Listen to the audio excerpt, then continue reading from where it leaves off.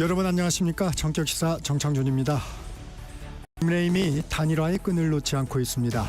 개혁신당을 향해 단일화 전제 조건을 물었는데 이준석 후보는 단일화 가능성이 0%라고 일축하며 김문수 후보의 사퇴를 언급했습니다. 국민의힘의 단일화 막판 총력전 어떻게 흘러갈지 잠시 후 배준영 국민의힘 의원 연결해 보겠습니다. 민주당이 비법조인 대법관 임명 법안과 대법관 100명 증원 법안을 철회하기로 결정했습니다. 사법부 옥죄기라는 비판 여론에 한 발 물러섰다는 평가가 나오는데 이용우 민주당 법률위원장과 자세한 말씀 나눠봅니다. 정격시사는 유튜브로도 실시간 방송됩니다. 5월 27일 화요일 정격시사 출발합니다.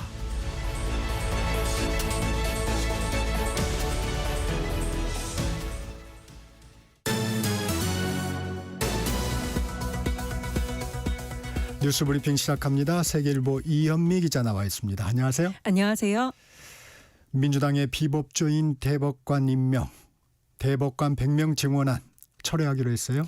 네, 민주당 선대위는 어제 언론공지를 통해 박범계 의원이 제출한 비법조인을 대법관으로 임용할 수 있게 한 법안과 장경태 의원이 제출한 대법관을 100명까지 확대하는 법안을 철회하기로 결정하고 해당 의원들에게 지시했다고 알렸습니다.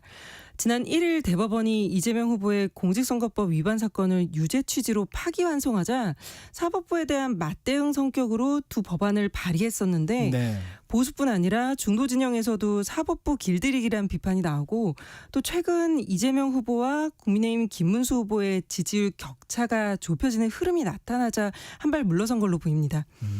비법조인을 대법관으로 임용하면 하급심의 법리 판단이 옳은지 그른지만 판단하는 대법원의 전문성이 크게 훼손될 수 있다는 비판이 나왔고요. 네. 대법관 100명 증원에 대해선 대법원 위상이 격화될 우려가 크다. 대법관이 다 모여서 판결해야 하는 전원합의체 판결은 도대체 어떻게 할 거냐는 비판이 나왔습니다. 이 후보는 민주당 소속 의원 개인이 발의한 거고 제 입장은 지금은 그런 걸 논의할 때가 아니라는 거라고 말했는데 민주당이 대법관을 지금의 14명에서 30명으로 늘리는 법안은 철회하지 않아 논란은 이어질 걸로 보입니다. 국민의힘 김문수 후보는 상권 분립을 마음대로 무시하는 발상이 어떻게 나올 수 있냐.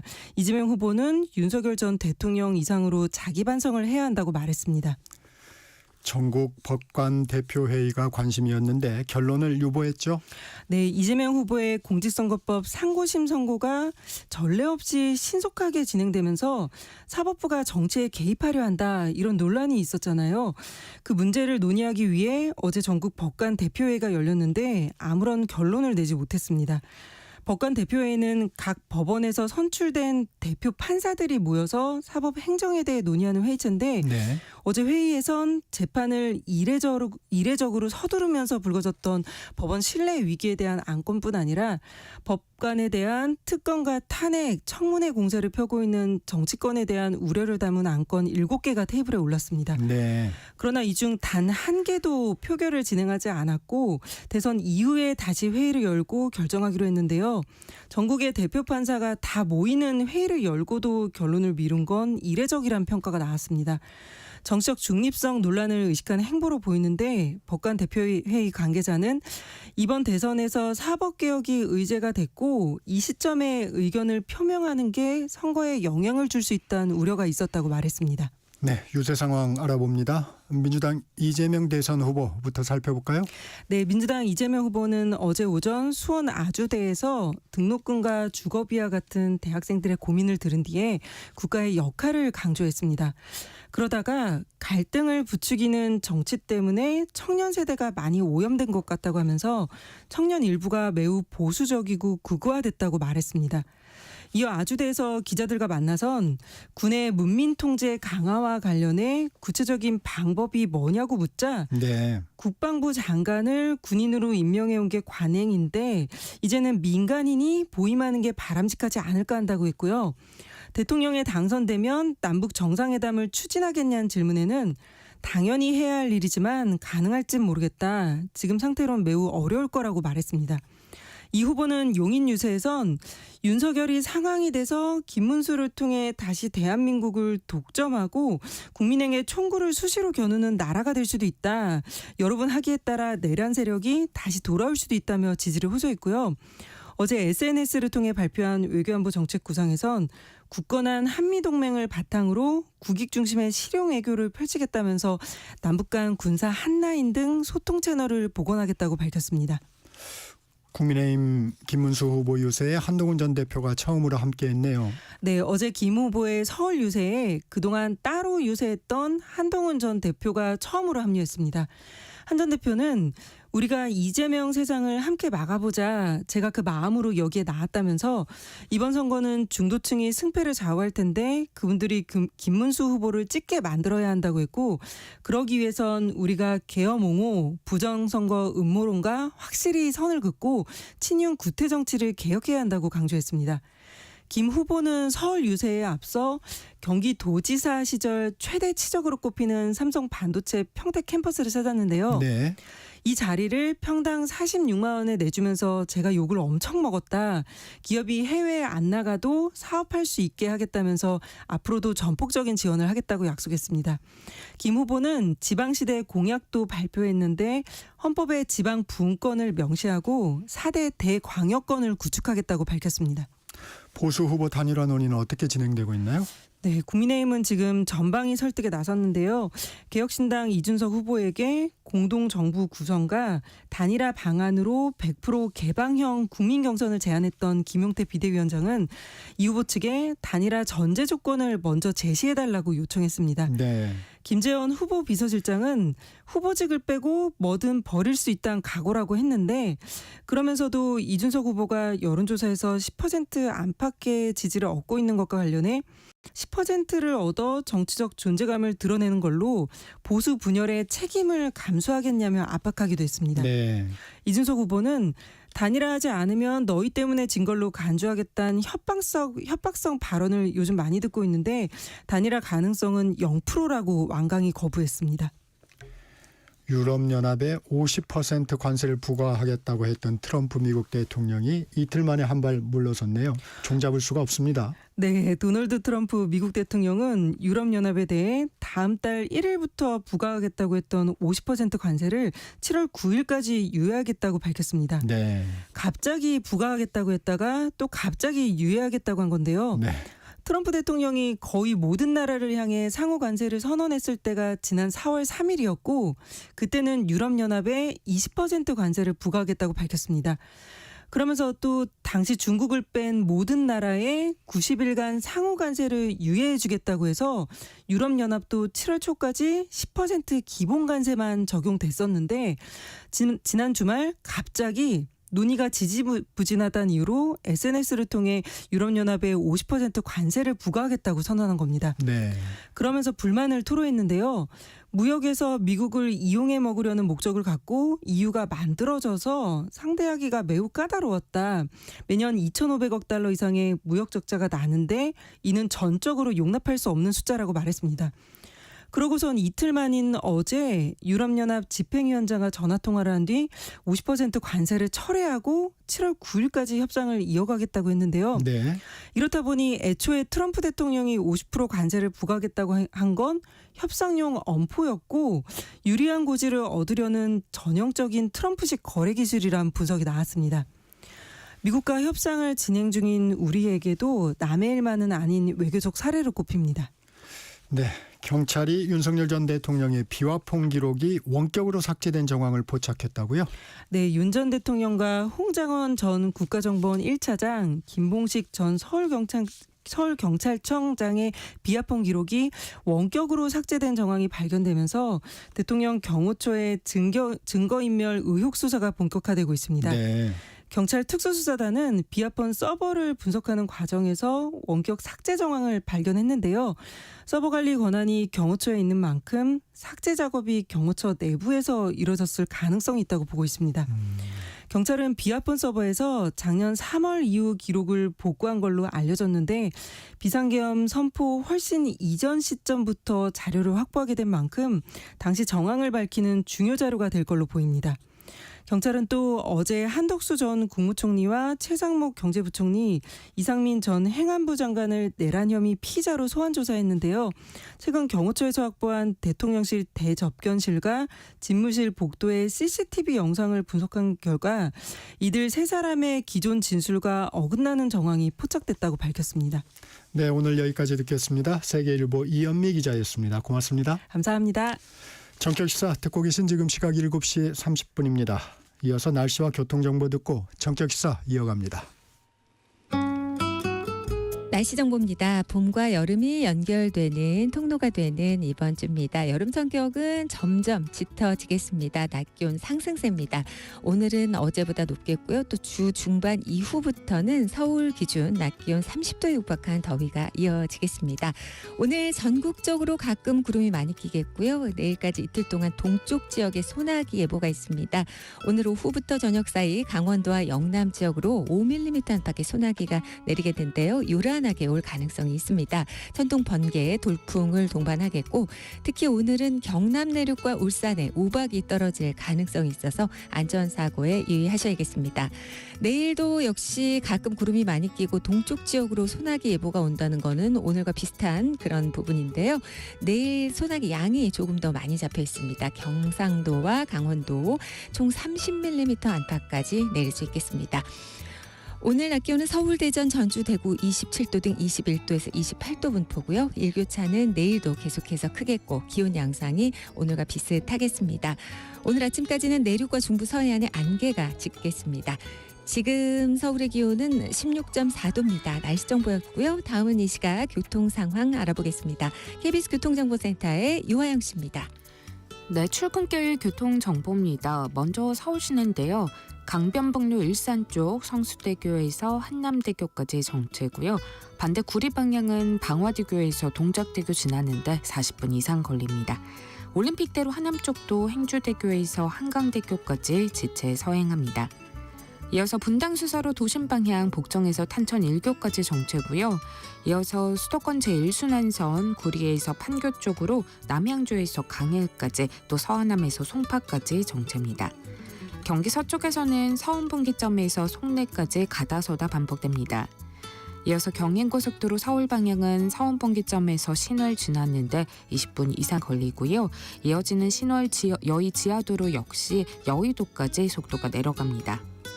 서해안고속도로 목포 방향은 안산분기점에서 8탄 사이 지체 서행 반복되고요. 나란히 가는 평택 시흥선 평택 방향 역시 남한산 분기점에서 밀려 지납니다. 경부고속도로 서울 방향은 달리네 고개에서 반포까지 정체입니다. KBS 교통정보센터였습니다.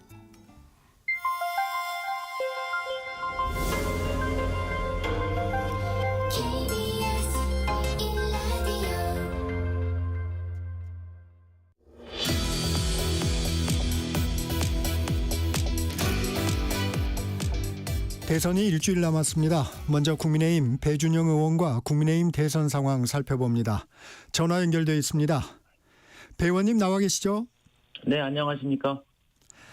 네, 국민의힘에서는 이준석 후보와의 단일화의 총력전을 벌이고 있습니다. 이준석 후보는 단일화 가능성 0%라는데 여전히 단일화 가능성이 있다고 보세요?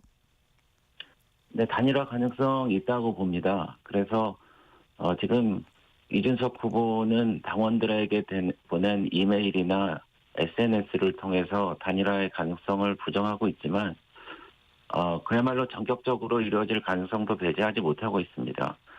지난 2022년 대통령 선거 때 3차 토론 마치고 나서 네. 안철수, 윤석열 두 후보가 전격적으로 합의를 해서 단일화를 이룬 경험도 있고요. 네. 그래서 내일도 전격 시사 방송하실 텐데 좋은 소식 있었으면 좋겠다는 생각을 하고 있습니다. 그리고 저희 국민의힘에서 여러 가지 죄송스러운 일이 많았는데 이제 어느 정도 먼지가 가라앉고 저희가 대통령도 탈당하고 그리고 경선 1, 2 후보가 나란히 손을 잡고 이제 총력전을 하고 있고 이제 후보의 이 득표율도 네. 이제 수렴하고 있지 않습니까? 정당 지지율에 그런 상승 흐름을 타고 있다고 봅니다. 김용태 국민의힘 비대위원장이 단일화의 전제 조건을 제시해달라 이렇게 얘기를 했습니다. 이준석 후보 조건을 얘기할까요? 글쎄, 지금 보여지는 것만으로는 조금 회의적으로 볼 수도 있을 텐데요. 네. 근데 이제 제가 이준석 후보님이 전에 5월 14일 부산 유세 때 하신 말씀을 보니까 네. 만약 단일화 한다고 하더라도 큰 것이 강압적으로 작은 것을 누르는 형태라면 국민에게 어떤 감동을 주지 못할 것이라고 말씀하셨고 아, 네. 5월 19일 날 약자의 동행 토론회 이후에서는 김 후보의 진정성이나 보수 진영을 규합해 선거를 치러보려는 선의에 대해 의심 안 한다 이런 말씀을 하셨거든요. 네. 그래서 야구가 끝날 때까지 끝난 게 아니라는 말씀 들어보셨잖아요. 그래서 네, 선거도 끝날 때까지 끝난 게 아닙니다. 김용태 비대위원장은 100% 국민 여론조사가 가장 공정한 방식이라고 했는데 당장 모레 29일부터 사전투표입니다. 여론조사 네. 시간도 부족합니다. 단일화 시점은 어떻게 보세요? 네, 물리적으로는 오늘 토론 전까지는 아마 토론 준비 때문에 정신이 없으실 거예요. 네. 그래서 토론이 끝나자마자 그리고 29일 사전투표를 하기 직전까지인데 이 두 가지 방식이 있습니다. 하나는 이 두 분이 전격적으로 합의를 해서 어느 분이 후보를 하라고 이렇게 권하는 방법이 있고 두 번째는 여론조사를 통해서 하는 방법이 있는데 네. 물리적으로는 하루가 중간에 남아있기 때문에 여론조사를 통한 방법도 가능하다라는 그런 제가 해석을 들었습니다. 그래서 두 분이 지금 이재명 정부가 탄생하게 되면은 입법, 사법, 행정을 모조리 장악해서 정말 혁명 정부처럼 우리 삼권 분립을 무너뜨리고 민주주의를 퇴행하려고 하는데 그런 것을 막아야 된다는 거에는 분명한 공감대가 있기 때문에 끝까지 좀 지켜봐야 된다. 저는 그렇게 보고 있습니다. 김재원, 김문수 후보 비서실장은 다소 압박성 발언도 했습니다. 10%를 얻어 여러 가지 정치적 존재감을 드러내는 것으로 보수 분열의 책임까지 감수하겠느냐고 했는데 어떻게 들으셨습니까? 네, 제가 볼 때는 김재원 비서실장께서 좀 이렇게 나아간 발언을 하셨다고 생각을 하고 있고요. 네. 사실 지금 여론조사 추이를 보면은 이재명 대표는 정체되거나 지금 조금 떨어지고 있고 저희 김문수 대통령 후보하고 이준석 후보는 좀 올라가고 있습니다. 네. 추격하고 각종 있죠. 여론조사, 네네, 각종 여론조사에서 확인하시다시피 우리 김문수, 이준석 후보의 총합이 어떤 것은 이재명 후보를 앞서가기도 하고 해볼 만하다 이런 분위기가 형성됐기 때문에 지금 먼지가 가라앉은 상황에서 마지막 남은 것은 단일화밖에 없습니다. 근데 이 단일화 과정에서 사실 이준석 후보 측에서 말은 안 하지만 성결해야 될 문제점들이 조금 있는 것 같아요. 네. 첫 번째가 이준석 후보가 지금 10% 안팎의 지지를 받고 있는데 단일화를 해갖고 할 때 한 3분의 2 정도만 만약에 김문수 후보가 단일화된다면은 네. 3분의 2 정도밖에 오지 않더라고요. 그래서 나머지 3분의 1이 있는데 남은 3분의 1이 오지 않으면은 저희가 단일화하는 이런 그 효과를 볼 수가 없습니다. 이길 수가 없습니다. 그러니까 그 3분의 1을 어떻게 설득하느냐. 그래서 과거에 대한 반성이라든지 미래 우리 정부가 어떻게 방향을 설정하고 공감대를 형성하는 정책을 중심으로 같이 나가겠느냐 이런 것을 설득해야 되는 그런 대목이거든요. 그래서 그 부분은 후보의 결단도 필요하고 또 이준석 후보와의 또 오늘 만나실 텐데 스킨십도 중요하고 그래서 주변에서 좀 도와줘야 된다 그렇게 생각합니다. 이 단일화 효과에 대해서도 잠시 언급해 주셨는데 아무래도 네. 지지층의 성향이 좀 다르기 때문에 그런 거죠? 네, 지지층의 성향이 다르기 때문에 그거는 좀 어쩔 수가 없습니다. 그렇지만은 그 3분의 1도 제가 볼 때는 아까 말씀드린 이재명 후보의 어떤 그 폭주라든지 이런 것을 막으려는 생각이 있기 때문에 제 생각에는 이준석 후보에게 지지를 보내고 있다고 생각되고 있거든요. 네. 그래서 그 부분에 있어서 저희가 좀 진솔하게 접근을 해서 사실 이준석 후보만 데리고 오는 게 단일화는 아닙니다. 네. 이준석 후보를 지지하고 지금 표를 주려고 하는 그 10%를 모셔와야 되거든요. 네네. 그래서 저희가 겸허한 마음으로 모셔와야 된다고 생각합니다.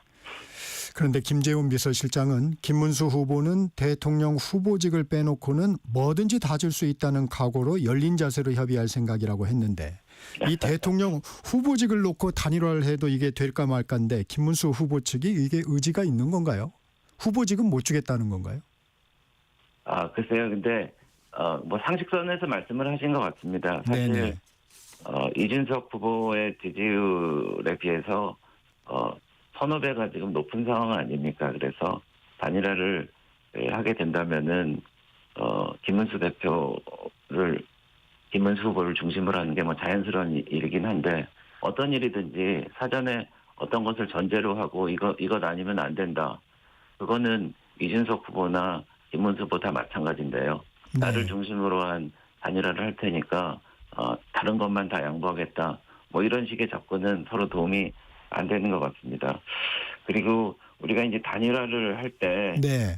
우리가 단일화를 해야지 이긴다는 거는 잘 알 수 있습니다. 지난번에 2022년에 아까 말씀드린 그 안철수 후보와 전격적으로 단일화를 했는데 네. 나중에 분석을 보니까 한 3분의 2 정도가 윤석열 후보한테 온 것으로 돼 있는데 네. 그렇게 보면은 0.73%로 저희가 이겼다고 볼 수도 있고요.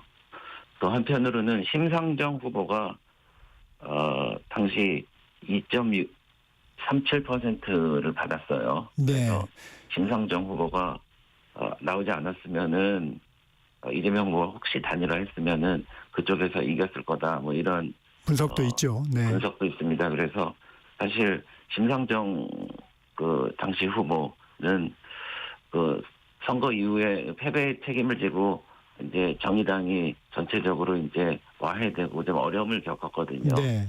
그래서 그런 역사적인 교훈도 있고 그래서 결국 선거는 이기려고 하는 것이고요.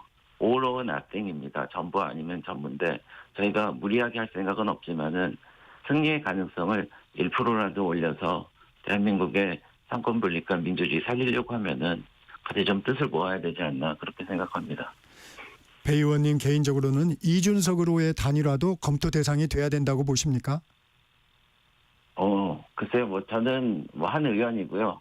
글쎄, 이제, 모든 것은 백기장에서 시작해야 된다라는 게 단일화의 원래, 취지고, 모든 정치 협상은 그렇게 시작해야 되는 게, 서로 오해가 없을 거라는 것을 제가 말씀드리는 겁니다. 네. 이준석 후보가 주장하는 동탄 선거 모델은 어떻게 보세요? 글쎄요. 근데 그거에 대해서는 저는 깊이 생각을 해보지 않았는데, 네네. 예, 다만, 어떤 방법이라든지, 우리, 국민의힘 측에서는 받아들일 준비가 있다고 비대위원장께서 말씀하신 것 같아서, 네. 그래서 그 방법상의 문제는 충분히 협의가 가능하다고 봅니다. 국민의힘에서는 사전 투표 전에 지지율 골든 클래스를 만들어내겠다는 기대를 나타냈는데 단일화 없이는 가능할까요? 근데 지금 저도 이제 선거 현장을 다니고 네네. 있습니다만은, 지금 분위기가 점점 뜨거워지고 있고요. 특히 이재명 후보가 대통령이 되면은 정말 원가 120원 커피라든지 그리고 호텔 경제학 같이 경제를 운영하고 그리고 사법부를 그렇게 장악을 해서 대법원을 무너뜨리고 그러면은 과연 우리나라가 바로 서겠는가 그런 걱정들을 하셔갖고 지금 지지율도 빠지고 저희한테 좀 모인다고 생각을 합니다. 그래서 네. 저희는 단일화를 반드시 해야 되겠다는 의지는 있지만은 그게 100% 될 거라는 확신을 하고 플랜 B를 안 만들 수는 없는 노릇이죠. 그렇죠. 네, 그렇지만은 그래서 저희는 자강은 자강대로 최선을 다하고 단일화도 마지막까지 끈을 놓지 않겠다라는 게 저희 당의 생각입니다. 이준석 후보의 분석도 한번 살펴보겠습니다. 국민의힘이 단일화 같은 도움 안 되는 얘기를 안 했으면 이재명 후보 지지율은 40% 초반까지 떨어졌을 것이라고 주장을 했는데요. 네. 국민의힘이 단일화 담론으로 이재명 도우미를 자처하고 있다고 했는데 이 같은 이준석 후보의 해석은 어떻게 평가하십니까? 죄송하지만 그 부분은 제가 동의할 수는 없는데요. 네. 그 단일화라는 것은 굉장히 지난한 과정입니다. 예를 들어 보면은 지난번 DJP 연합 아시지 않습니까? 네. 그래서 DJ와 JP는 서로 뿌리도 다르고 생각도 다르고 지향점도 다른데 단일화를 못해서 예전에 진 경험 때문에 단일화를 1년 동안 준비를 하고 그리고 45일 전에 대선 45일 전에 전격적으로 단일화를 해서 공동정부를 만들어냈습니다. 네. 그렇기 때문에 우리가 단일화에 대해서 이야기를 하지 않고 갑자기 불쑥 꺼내서 한다고 그러면은 그건 국민들이 인정하지 않고 그리고 지지층들이 움직이지 않을 것이라고 생각을 합니다.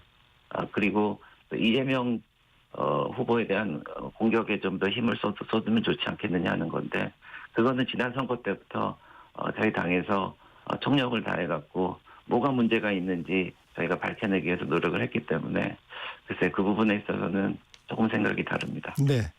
천하람 개혁신당 상임선거대책위원장은 단일화가 되지 않는 전제 조건으로 비상계엄한 정당 안 된다는 것이라며 이준석 후보와 김문수 후보는 애초에 결합되기 굉장히 어려운 표심이라고 했습니다. 그러면서 친윤 꼭두각시 노릇은 안 할 것이라고 했는데 어떤 말씀 주시겠습니까? 김문수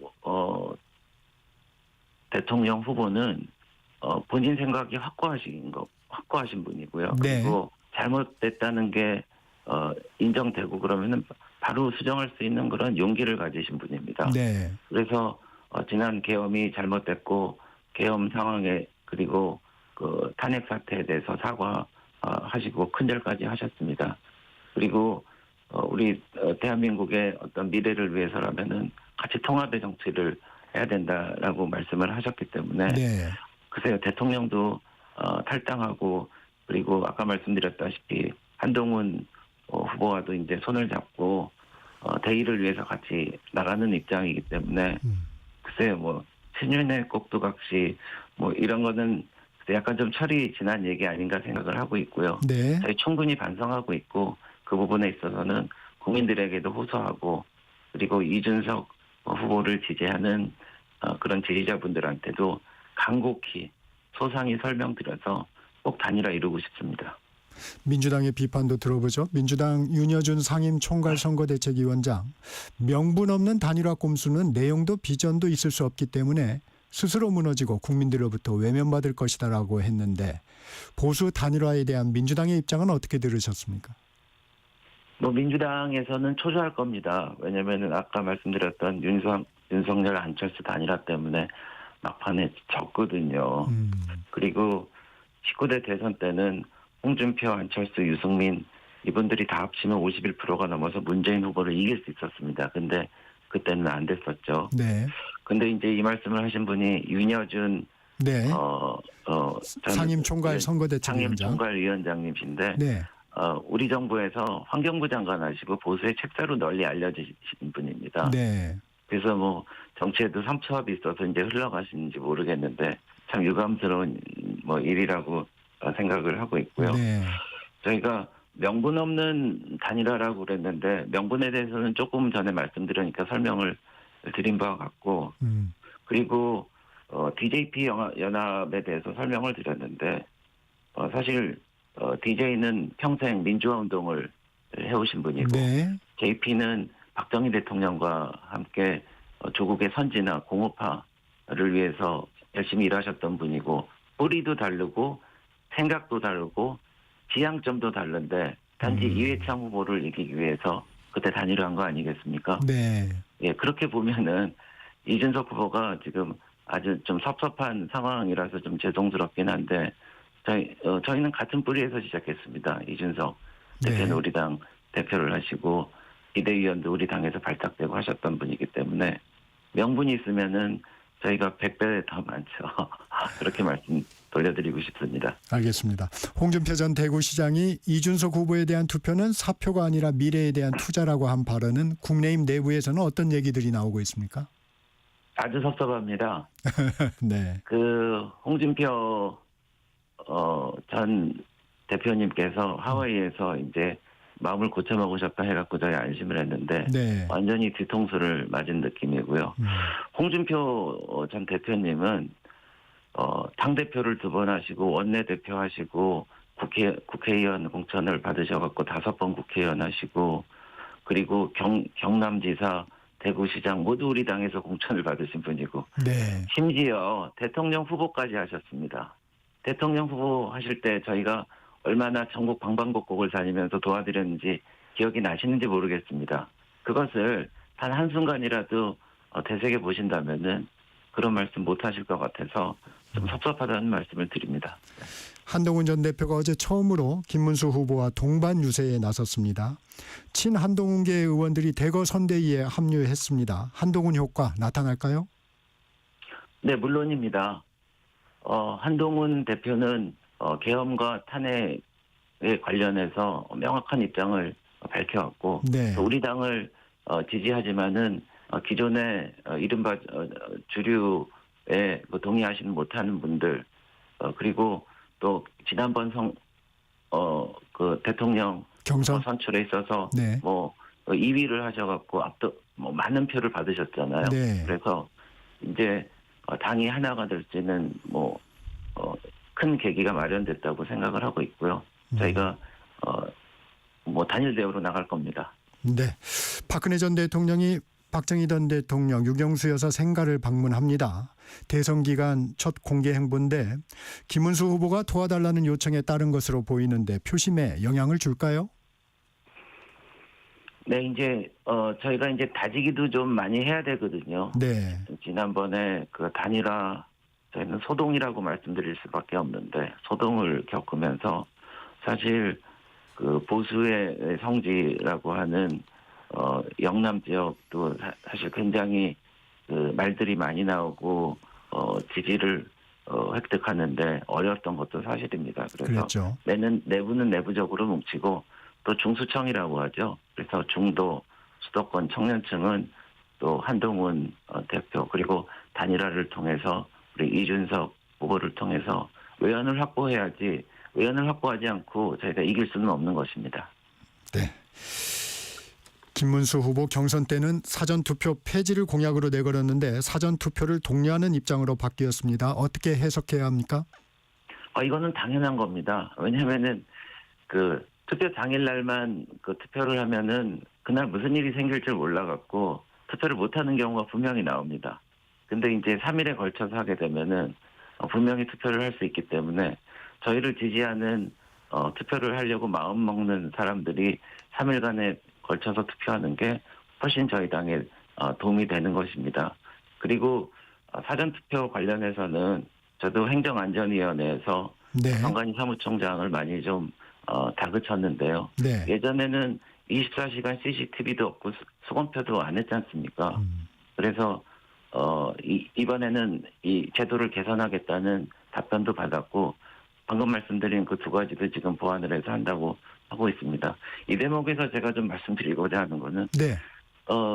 이재명 대표가 또 거짓말을 하셨는데 네. 그 지난번 토론 때 이 부정선거에 대해서는 본인은 그 투표 개표 관련해서 투개표에 대한 건 말씀을 아니다. 하신 적이 없다고 그랬는데 네. 그 선관위 경고 서명까지 받으시면서 개표에 문제가 있는 것처럼 2017년도에 페이스북에 버젓이 적으셨더라고요. 네. 그래서 오늘 TV 토론이 있을 텐데 왜 그런 거짓말을 하셨는지 그거에 대해서 좀 밝혀야 되지 않나 이런 첨언을 합니다. 네. 이 얘기도 좀 여쭤보겠습니다. 민주당 박범계 의원이 발의를 했죠. 대법관의 자격 요건에 비법조인도 임용될 수 있도록 하는 법원조직법 개정안. 민주당 선대위 차원에서 철회하기로 했습니다. 대법관 수를 100명으로 늘리는 안도 처리하기로 했습니다. 이 과정은 좀 어떻게 보셨습니까? 이재명 후보의 지지율을 한 2% 정도 깎아먹었을 겁니다. 네.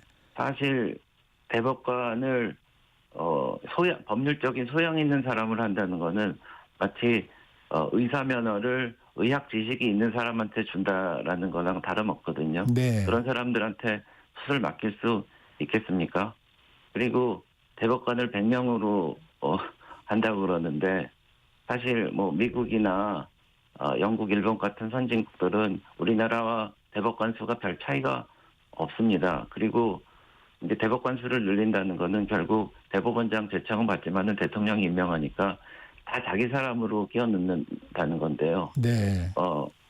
25일 날인가요? 베네수엘라의 우고 차베스 대통령이 이제 대법원에 증언을 했는데 그래서 그 사람들이 전부 야당이 이겨도 뭐 그렇죠. 무효시키고 뭐 이랬죠. 그러니까 이번 정리해 주시고요. 이번 선거에서 베네수엘라 사람들의 투표율이 12.5% 정도밖에 안 나왔습니다. 네네. 네, 나라가 무너지는 겁니다. 네. 오늘은 여기까지 듣겠습니다. 배준영 국민의힘 의원이었습니다. 고맙습니다. 네, 감사합니다.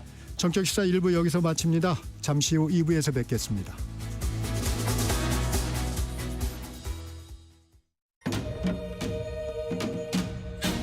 광복 80년 KBS 라디오 캠페인 밸류업 대한민국.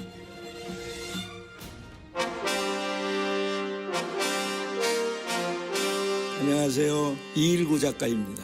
35년간 미술 직종에 근무하면서 다양한 작업을 해왔습니다. 방송국에서 문자 디자인을 했는데요. 특히 기억에 남는 게 장안의 화제가 된 용의 눈물, 지금도 방송되고 있는 아침마당, 인간극장 타이틀의 디자인 작업을 제가 담당했습니다. 글씨로 그 프로그램의 성격을 표현한다는 게 사실 쉬운 일은 아니죠. 엄청 고민을 많이 해요. 용의 눈물 같은 경우는 아마 한 1000번은 썼을 거예요. 지금 한글이 세계 문자 올림픽에서 금메달을 딸 정도로 한글의 조형이 굉장히 우수합니다. 그 조형 우수성을 표현해내고 하는 게 사실은 서예잖아요. 그 아름다운 한글을 조형화시켜서 세계적으로 발전시키는 게 굉장히 중요합니다. 국내 우리 기업에서 제작한 상품들, 주류라든가 뭐 화장품 이런 데 보면 전부 그 로고가 캘리그라피가 돼요. 그래서 그게 수출이 돼서 세계 곳곳에 한글을 홍보할 수 있는 그런 캘리그라피가 최고라고 저는 생각합니다.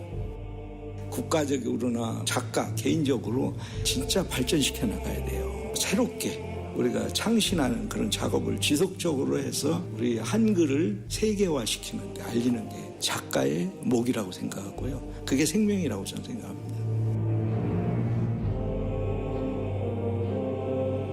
광복 80년 우리가 가야 할 길을 묻습니다. KBS 라디오 캠페인 밸류업 대한민국이었습니다.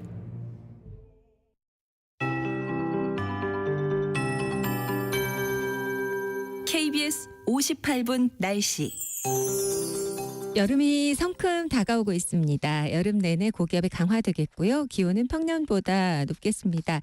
6월은 평년보다 많은 비가 오겠고요. 7, 8월에는 평년 수준의 비가 예상되는데 재해를 초래하는 큰 비가 많은 시기라 주의하셔야겠습니다.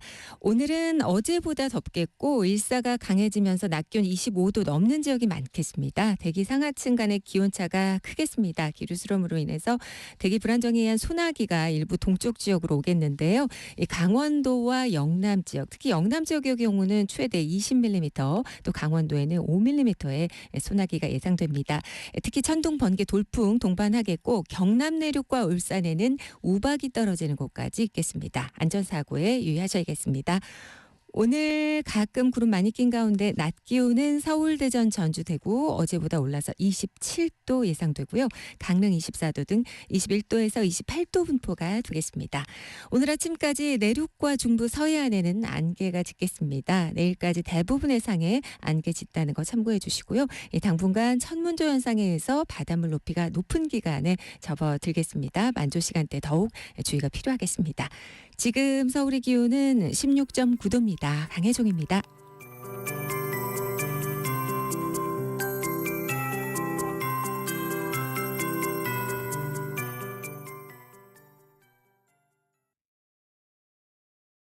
정성을 다하는 국민의 방송 KBS가 8시를 알려드립니다. AM 711kHz, FM 97.3MHz, KBS 1라디오입니다. HLKA.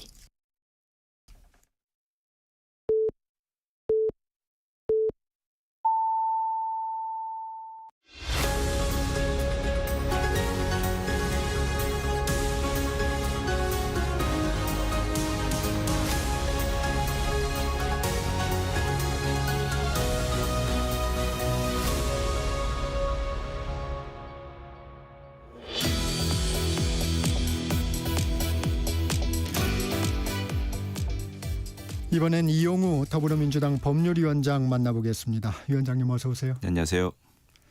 민주당 법률위원장이시니까 이 이슈부터 좀 살펴보겠습니다. 법원조직법 개정안. 네.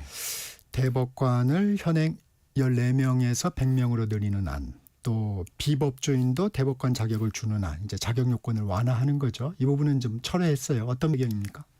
일단 개별 그 의원분들의 이제 입법 활동의 일환의 과정이었고 당론이나 또는 선대위 또는 이재명 후보의 공식적인 입장 이런 부분들은 아니다라는 점 확인을 좀 하고요. 대법관 30명 또는 대법관 증원 이런 문제들은 어제 오늘의 일은 아니었습니다. 사법개혁의 어떤 주요한 단골 의제로 계속 논의됐었던 건데요. 배경은 다원화된 사회적 가치를 충분하게 좀 반영할 수 있는 대법원 구성이 좀 필요하지 않느냐. 두 번째, 국민들이 어떤 신속한 재판을 받을 어떤 재판 받을 권리에 대한 기본권 보장 문제. 이것은 사실 대법원도 인정하는 부분이거든요. 그래서 현재 14명 가지고 이런 부분들을 좀 수용할 수 있겠느냐, 해결할 수 있겠느냐라는 차원에서 오래된 논의 주제인데 뭐 대법관 증언 규모라든지 비법존 이런 부분들에 대해서는 좀 신중하게 접근할 필요가 있지 않나라는 차원에서 이런 조치들이 있었던 것 같습니다. 이 법안이 지금 당위성을 말씀해 주셨지만 왜 지금 하느냐 이게 네. 좀 이제 네. 논쟁이 됐던 것 같고 또 비법조인 부분에서 약간의 네. 또 역풍이 좀 있었던 것 같습니다. 예, 비법조인 문제는 사실은 그 사법개혁 의제에서도 뭐 충분하게 논의된 부분은 아니었기 때문에 이 부분들은 일단은 철회를 하고 이후에 국민적 어떤 요구나 이런 부분들을 봐가면서 좀 그 검토할 부분이지 지금 논의할 단계는 아니다 이런 생각이 듭니다. 이재명 후보는 철회를 지시한 적은 없다. 이게 네. 그러면 선대위 차원의 조치인가요? 선대위 차원에서는 일단 그런 입장을 표명을 했고요. 사실은 개별 국회의원의 입법 활동인데 지시를 했는데 지시를 안 따르겠다 이러면 강제할 수는 없는 거고요. 근데 아마도 당 차원에서 이런 부분 이렇게 지시를 했기 때문에 적절한 어떤 처리가 있지 않을까 싶긴 합니다. 권성동 원내대표 국민의힘 당선되면 다시 시도할 것이다. 이재명 후보의 말 바꾸기 한두 번이 아니다라고 했는데 이 부분은 어떻게 들으셨습니까? 글쎄요. 이재명 후보가 어떤 말바꾸를 했는지 잘 모르겠는데요. 국민들을 상대로 특히 대선이라는 공간에서 이런 그 입장들을 피력했다라고 하는 것은 굉장히 무겁게 다가가는 부분이고요. 그 아까 말씀드린 것처럼 대법관 증언 문제는 오래된 어떤 과제입니다.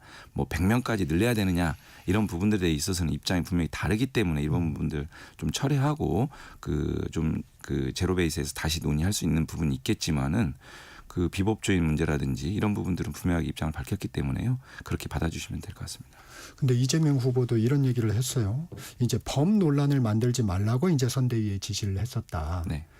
지금은 민생개혁이 가장 급선무이기 때문에 우선순위 차원에서 아직 때는 아니다. 이렇게 얘기를 했는데 그러면 네. 추진하는 거 아니냐. 이런 얘기가 나올 수 있는 거 아닙니까? 저는 그런 지점은 이렇게 좀 받아들여져요.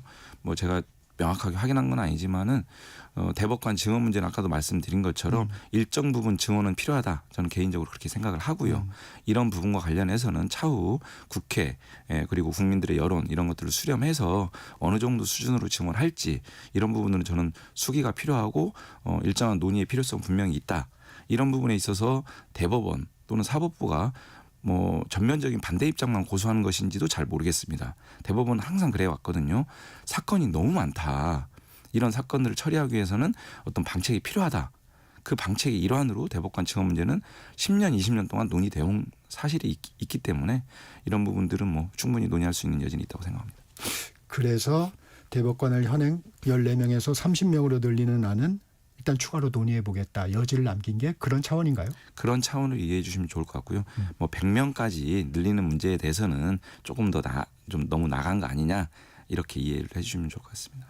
이제 우려의 시선이 국민의힘에서는 그런 겁니다. 김문수 국민의힘 후보 법안의 발상 자체가 정말 방탄 독재적이다 이렇게 비판을 했습니다. 이렇게 민주주의를 대후퇴로까지 가져왔는지 모르겠다. 윤석열 전 대통령 이상으로 반성이 있어야 된다. 이런 얘기도 했어요. 어떤 말씀 주시겠습니까? 좀 이해하기 어려운데요. 대법관을 증언하는 문제가요. 그 어떤 뭐 소위 말하는 더불어민주당의 어떤 입장을 관철하는 어떤 기제로 작동한다? 누가 그렇게 생각합니까? 대법관 증언 문제 아까 말씀드린 것처럼 국민의 어떤 재판받을 기본권에 관한 문제이기 때문에 오래된 사법계의 의제로 논의됐던 부분이기 때문에 그렇게만 일방적으로 얘기할 부분은 아니고요. 계엄과 내란에 대해서 전혀 절연하지 못하는 태도를 보이는 국민의힘이나 김문수 후보 측에서 이것을 그 국회의원들의 입법 활동을 그것과 등치시키는 것은 어불성설이고 전혀 맞지 않다 이런 말씀드리겠습니다. 이재명 후보 기자간담회에서 사법개혁, 검찰개혁 중요하지만 초기에 주력해서 힘 뺄 상황은 아닌 것 같다. 그러면 사회통합이 어려워진다고 했는데 이재명 후보가 대통령이 된다면 네. 일단 우선 의제라기보다는 좀 순차적으로 천천히 진행하겠다. 이렇게 받아들이면 될 사안인가요? 일단 대한민국의 윤석열 정부 3년 대한민국의 모든 부분들이 많이 무너졌습니다. 특히 민생 경제가 많이 무너졌습니다. 굉장히 어려움들을 호소하시고 저도 지역구에서 지금 선거 활동을 하고 네. 있지만은 굉장히 어려워하시거든요. 이런 부분들에 일단 최우선적으로 좀 집중해야 될 부분이 있는 것 같고요. 그다음 계엄과 내란으로 무너진 어떤 그 소위 K민주주의 얼마나 어렵게 우리가 쌓아놓은 민주주의입니까? 이런 부분들도 시급하게 좀 다시 세워야 되는 부분들이 있는 것 같습니다. 그런 부분들 중심으로 아마 새 정부 초기에 이런 부분들 좀 가져나가지 않을까 이렇게 생각합니다. 윤석열 전 대통령에 대한 내란 혐의 재판을 맡고 있죠. 지기현 판사의 룸살롱 적대 의혹 지금 어떻게 대응하고 있나요? 일단 지기현 부장판사가 내란 수계 재판 과정에서 법대에서 개인의 신상 발언하는 거 매우 부적절한데 네. 그 발언이 바로 얼마 안 있어서 저희 더불어민주당에서 사진을 공개하면서 사실과 다른 부분들이 어느 정도 확인이 됐지 않습니까? 그 부분과 관련해서 대법원 윤리감사관실에 소명 자료를 제출했는데 조금 제가 보기에는 매우 궁색해 보이거든요. 이런 부분들은 윤리감사관실에서 정말 추후에 어떤 이런 부분들 남김없이 정확하게 조사를 해야 된다라는 생각이고요. 만약 그게 미진한다라고 하면 지금 공수처 수사처럼 수사가 분명하게 좀 또 진행이 돼야 될 부분 아닌가 이렇게 생각합니다. 일단 감사는 지켜보겠다. 예. 그런데 그 증거 사진이라는 게 저희가 보기에는 결정적 증거라고 하기에는 조금 아쉬운 것 같아요. 어떻습니까? 그때 사진을 보시면은 어쨌든 소위 그 저희가 이제 지목했던 룸살롱 공간은 맞는 것 같고요. 그 부분에 대해서 지기현 부장판사가 명확하게 지금 부정은 안 하고 있거든요. 근데 어쨌든 그 공간 자체가 그렇고 그다음에 사진을 자세히 보시면 좀 얼굴이 또 불구스럽게 이렇게 돼 있어요. 그래서 음주를 하지는 않았다고 하는데 그 공간에서 그런 부분들 포함해서 그리고 저는 그 옆에 2명 동석했던 분들이 네. 지금 알려지기로는 소위 직무 관련자 아니냐 이런 강한 의혹이 제기되고 있거든요. 사실은 그런 부분들은 진술을 확보하면은 너무나 쉽게 확인이 됩니다. 그 자리에 동석했던 분들 또는 룸살롱 관계자들 이런 분들 또 이런 부분들이 진술들이 다 다른 언론에서 일부 조금씩 흘러나오고 있잖아요. 윤리감사관실에서 이런 부분들 가감없이 신속하게 조사하면 저는 진상은 금방 드러난다 이렇게 생각합니다. 이 지기현 판사 어제 윤 전 대통령 재판이 있었죠. 근데 어제는 신상 발언은 안 했어요. 어떻게 보십니까? 지난번에 죄송합니다. 예. 지난번에 첫 그 발언은 신상 발언을 했을 때 향후에는 이런 부분들 하나하나 대응하지 않겠다라고 했는데요. 그런 일환이라고 보여지는데 그리고 소명서는 또 제출한 것 같아요. 소명서가 좀 궁색하긴 하지만 어쨌든 그런 부분들은 있는 것 같고 뭐라고 얘기할 계제가 있을지 뭐 그런 차원에서 좀 할 말은 없지 않을까 이런 생각이 듭니다. 대선 판세 좀 알아보겠습니다. 이제 대선까지 일주일 남았습니다. 현재 판세는 어떻게 보고 계세요? 일단은 초기와는 다르게 선거 경향상 뭐 진영 결집이랄까요? 이런 부분들은 없지 않아 좀 있어 보이긴 합니다. 그런데 아마 이번 대선이 계엄과 내란으로 촉발된 조기 대선이기 때문에 이 계엄과 내란에 대한 분명한 심판, 이런 종식, 이런 것들에 대한 국민적 여론은 여전히 강하지 않을까. 이번 선거의 좀 본질적인 측면 아닌가 이런 생각이고요. 그런 측면에서 보자면 국민의힘 김문수 후보 이런 지점에서 여전히 거리를 두고 있지 않기 때문에 이런 부분들에 대한 어떤 그 심판 여론은 분명히 있는 것 같습니다. 이재명 후보 3표 더를 강조하고 있는데 어떤 의미인가요? 선거라는 게 마지막 한 표 이것으로 당락이 결정된다라고 하는 어떤 간절한 마음, 또 국민에 대한 겸손한 자세, 이런 자세로 좀 접근해야 된다는 측면이고요.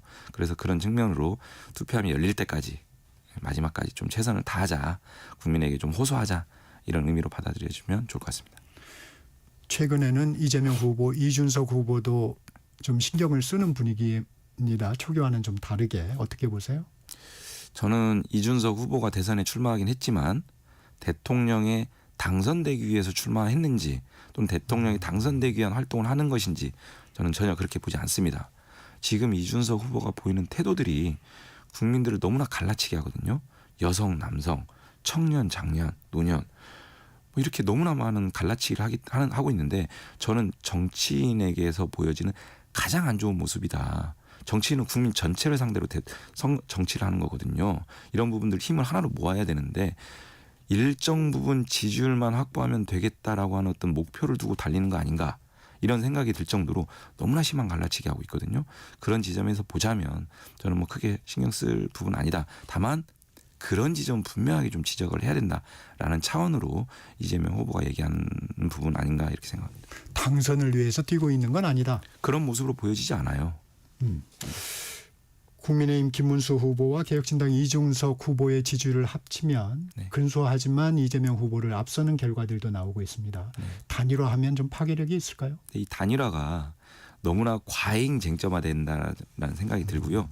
단일화의 본질적 이 통상적인 대선에서 단일화는 당선을 목적으로 하는 것인데 저는 지금 단일화는 당권 쟁취를 위한 단일화 논의로 저는 규정을 하거든요. 본질에서 많이 벗어난 단일화 논의고 지나치게 과잉 쟁점화되어 있다는 생각이고요. 산술적으로 합산해서 지지율이 나온다 전혀 그렇게 보지 않고 국민들도 그렇게 보지 않습니다. 1+1은 2가 아니다. 예. 지지층 때문인가요? 어떻게 그렇게 보십니까? 이준석 후보의 지지층이 김문수 후보 지지로 귀결된다라고 보는 사람이 많지 않다라고 저는 생각을 하고요. 반대로 김문수 후보 지지자들이 이준석 후보의 지지로 귀결된다 그렇게 보는 사람들도 많지 않은 것 같습니다. 단순히 표심의 이동 외에 시너지 효과도 좀 있을 수 있는 거 아닌가요? 글쎄요. 오히려 되게 이 조화가 잘 안 되는 두 사람이기 때문에 예. 이재명 후보 민생 경제 회복을 국정의 최우선으로 삼겠다고 한 데 이어서 국익과 실용 외교에 초점을 맞추고 있습니다. 또 굳건한 한미동맹을 토대로 한다고도 밝혔는데 이 안정성을 부각하는 행보 아무래도 중도층 표심을 위한 거겠죠? 이번 계엄 내란 보면은요. 실력 없는 편향 외교 이걸로 인해서 국익이 많이 훼손된 어떤 외교 기조 이런 부분들이 확인됐고 또 심지어 계엄 내란을 통해서 얼마만큼 안보 불안이 가중이 돼 있습니까? 안보는 아예 관심이 없는 그런 집단으로 좀 보여져요. 그래서 이런 것들에 대한 반성적 평가에서 외교안보 기조를 좀 밝힌 거다라 이렇게 보시면 될 것 같은데 한미동맹을 바탕으로 해서 다양한 어떤 외교 관계를 충실하게 해서 국익 중심의 실용 외교를 하겠다. 뭐 여기에 이견이 있을 수 없을 것 같고요. 두 번째는 이 안보 문제. 지금 계엄과 내란으로 촉발된 정말 극심한 안보 불안 문제를 해소하고 남북 관계라든지 여러 가지 안보 현안들 잘 챙겨 나가겠다.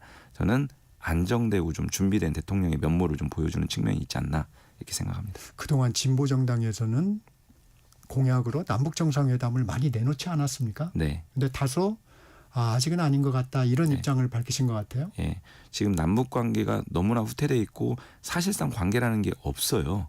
그런 부분들부터 충실하게 좀 복원을 해야 그런 부분들까지 얘기 나눌 수 있는 상황들이 좀 만들어질 수 있지 않을까. 너무 성급하게 갔 따라가는 오히려 조금 더 좀 진전된 어떤 부분들을 얻기는 좀 어려울 수도 있지 않을까 이런 생각까지 있는 것 같습니다. 이 국방장관에 대해서도 민간인을 보임하는 게 바람직하지 않느냐는 의견을 밝혔는데 민주당이 사실 이 관련법도 발의가 돼 있죠. 예. 네. 어떻습니까? 이 의견은? 문민 정부 들어서서 이제 국방 영역에 있어서도 문민화 부분들이 많이 진척이 되고 있습니다. 국방부 장관뿐만이 아니고 국방부 내부의 어떤 전문성을 갖춘 민간 인력들이 많이 들어오는 부분들이 있었는데 윤석열 정부에서 이런 부분들이 또다시 후퇴를 했죠. 네. 그래서 이런 부분들을 다시 복원을 해서 전문성을 좀 담보하는 어떤 인력들이 국방부에서 좀 역할을 하는 게 오히려 지금과 같은 그 숫자로 국방을 갖다가 책임지는 안보를 책임지는 구조가 아니지 않습니까? 첨단 국방을 위해서는 전문성을 가진 어떤 민간 인력들이 장관을 포함해서 많이 국방부의 역할을 하는 게 좀 필요하지 않나 이런 측면으로 이해해 주시면 좋을 것 같습니다.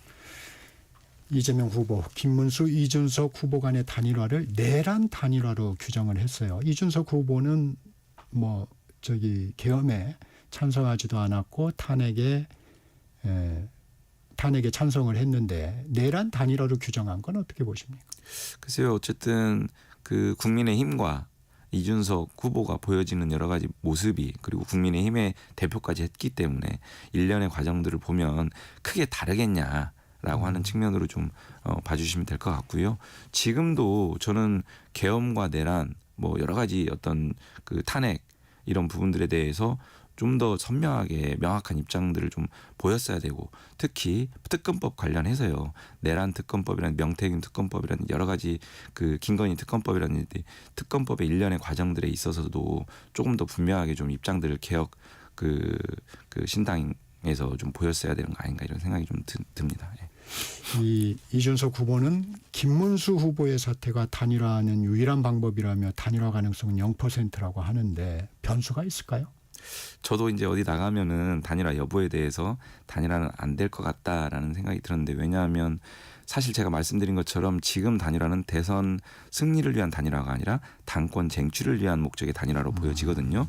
그런 측면에서 볼 때 이준석 후보 입장에서 단일화를 지금 단계에서 하는 것이 국민의힘을 자기가 좀 이렇게 장악하는 어떤 유용한 수단이 될 수 있을 건가라는 측면에서 보면 대선 이후에 국민의힘의 어떤 분당을 통한 국민의힘의 밖에서의 어떤 그 역포위를 통한 국민의힘의 장악 이런 부분들을 좀 더 방점을 찍고 있지 않을까 이런 측면에서 보면 저는 단일화 가능성이 낮다고 보는데 또 일각에서는 단일화 가능성을 또 높게 보는 분들도 많이 계시더라고요. 네, 당내에서. 네. 네. 알 수는 없는데 제가 말씀드린 것처럼 이 단일화 논의는 저는 파괴력도 없고 이렇게 과잉 쟁점화될 사안이 전혀 아니다. 어떻게 보면 오히려 이 단일화 논의 자체가 이준석 후보를 좀 띄워주는 거 아닌가 이런 생각이 듭니다. 이재명 후보는 결국 단일화는 될 것이다. 우리 다 대비하고 있다. 그랬는데 어떤 대비를 하고 있다는 건가요? 글쎄요. 이재명 후보의 어떤 그 입장에 대해서 제가 또 파악한 바가 없는데요. 네. 하여튼 양론이 좀 있는 것 같습니다. 예. 이준석 후보가 주장하는 동탄 모델은 어떻게 생각하세요? 동탄 모델이 뭐죠? 예를 들면 잘 모르겠습니다. 3자 구도에서 승리하는 모델. 예. 그러니까 이준석 후보가 이제 동탄 모델 얘기했는데 사실 그 본질적인 내용 잘 모르겠고요. 이준석 후보가 그렇게 좀 이렇게 뭐랄까 수사를 좀 많이 쓰는 편인데 아까도 말씀드린 것처럼 이준석 후보의 지금 행보가 대통령 당선을 목적으로 하는 행보라고 전혀 보이지 않습니다. 김재원 국민의힘 김문수 후보 비서실장 이준석 후보가 단일화를 거부해도 국민이 투표장에서 단일화를 할 거다. 즉 사표 방지 심리로 김 후보에게 표가 몰릴 거란 주장인데 이는 어떻게 보세요? 글쎄요, 크게 관심 없는 주제이긴 합니다. 예. 그러니까 김문수 후보 측, 이준석 후보 측 단일화 관련돼서는 각자의 그냥 동상이몽을 가지고 있는 것 같습니다. 이 부분은 좀 관심을 가지실 것 같은데 권영국 민주노동당 후보가 네. TV토론의 가장 큰 수혜자라는 평가도 있습니다. 예. 이재명 후보에게 갈 표심이 분산될 가능성은 없을까요? 저는 이번 대선이 소위 계엄과 내란으로 촉발된 조기 대선이기 때문에 내란 세력 대 헌법 수호 세력의 어떤 그 대결 구도, 그러니까 국민의힘과 더불어민주당의 대결 구도가 아니라 이런 내란 세력 대 헌법 수호 세력의 대결 구도라고 생각을 하고요. 이 내란 세력을 종식시키고 제대로 된 대한민국, 제대로 된 민생 경제를 좀 만들어야 된다라고 하는 국민적 열망이 있는 그리고 헌법을 좀 바로 세워야 된다 이런 국민적 열망이 있는 어떤 대선이기 때문에 그런 지점에서 좀 힘을 실어주는 국민적 판단이 있지 않을까. 그런 측면에서 보자면 크게 그런 부분들은 이렇게 우려하지는 않습니다. 권영국 후보의 득표율이 그렇게 네. 큰 영향을 끼칠 만큼은 아니다 이렇게 평가하시는 거죠? 민주당이 힘을 많이 실어주지 않을까 이렇게 생각합니다. 오늘 마지막 3차 토론이 예정되어 있습니다. 정치 분야입니다. 어떤 부분이 좀 쟁점이 될까요? 오늘 정치 개혁 분야 또 개헌 논의 또는 외교안보 매우 중요한 의제들을 다루는 부분인데요. 이재명 후보가 대선 선거 초반에 개헌 의제를 많이 던졌습니다. 이재명 후보가 평소에 피력하는 내용이요. 더불어민주당이 집권하지 않았을 때 또 권력을 잡지 않았을 때를 전제로 해서 이런 법 제도적인 정책적인 부분들에 대한 입장을 밝히는 게 매우 중요하다. 그러니까 우리가 권력을 잡았을 때 어떻게 할 것 하겠다라고 하는 권력을 행사하는 측면이 아니라 우리가 권력을 놓쳤을 때 대한민국을 어떻게 끌고 가는 게 바람직한지 이런 측면에서 우리가 항상 개혁 과제를 제시해야 된다. 저는 그 지점에 굉장히 좀 의미심장했다라고 보거든요. 그런 측면에서 대통령의 어떤 권한들을 좀 분산하는 또 국회의 어떤 그 행정부의 권력 통제 장치를 마련하는 이런 부분들을 과감하게 개헌 의제로 제시를 했거든요. 저는 그런 점에서 굉장히 의미 있다고 생각하고 진정성 있는 개헌 의제들이 아마 오늘 논의에서 또 되지 않을까. 또 한편으로는 말씀드린 개헌과 내란으로 이 정치의 영역에 다양한 민주주의 제도들이 굉장히 많이 무너졌습니다. 이런 부분들을 어떻게 다시 세울지 대한민국과 대한민국의 민주주의를 어떻게 세울지 이런 부분들이 오늘 많이 논의됐으면 좋겠다는 생각이고요. 기본적인 스탠스는 네거티브에 전혀 관심 두지 않겠다. 제대로 된 정책 토론을 좀 하겠다.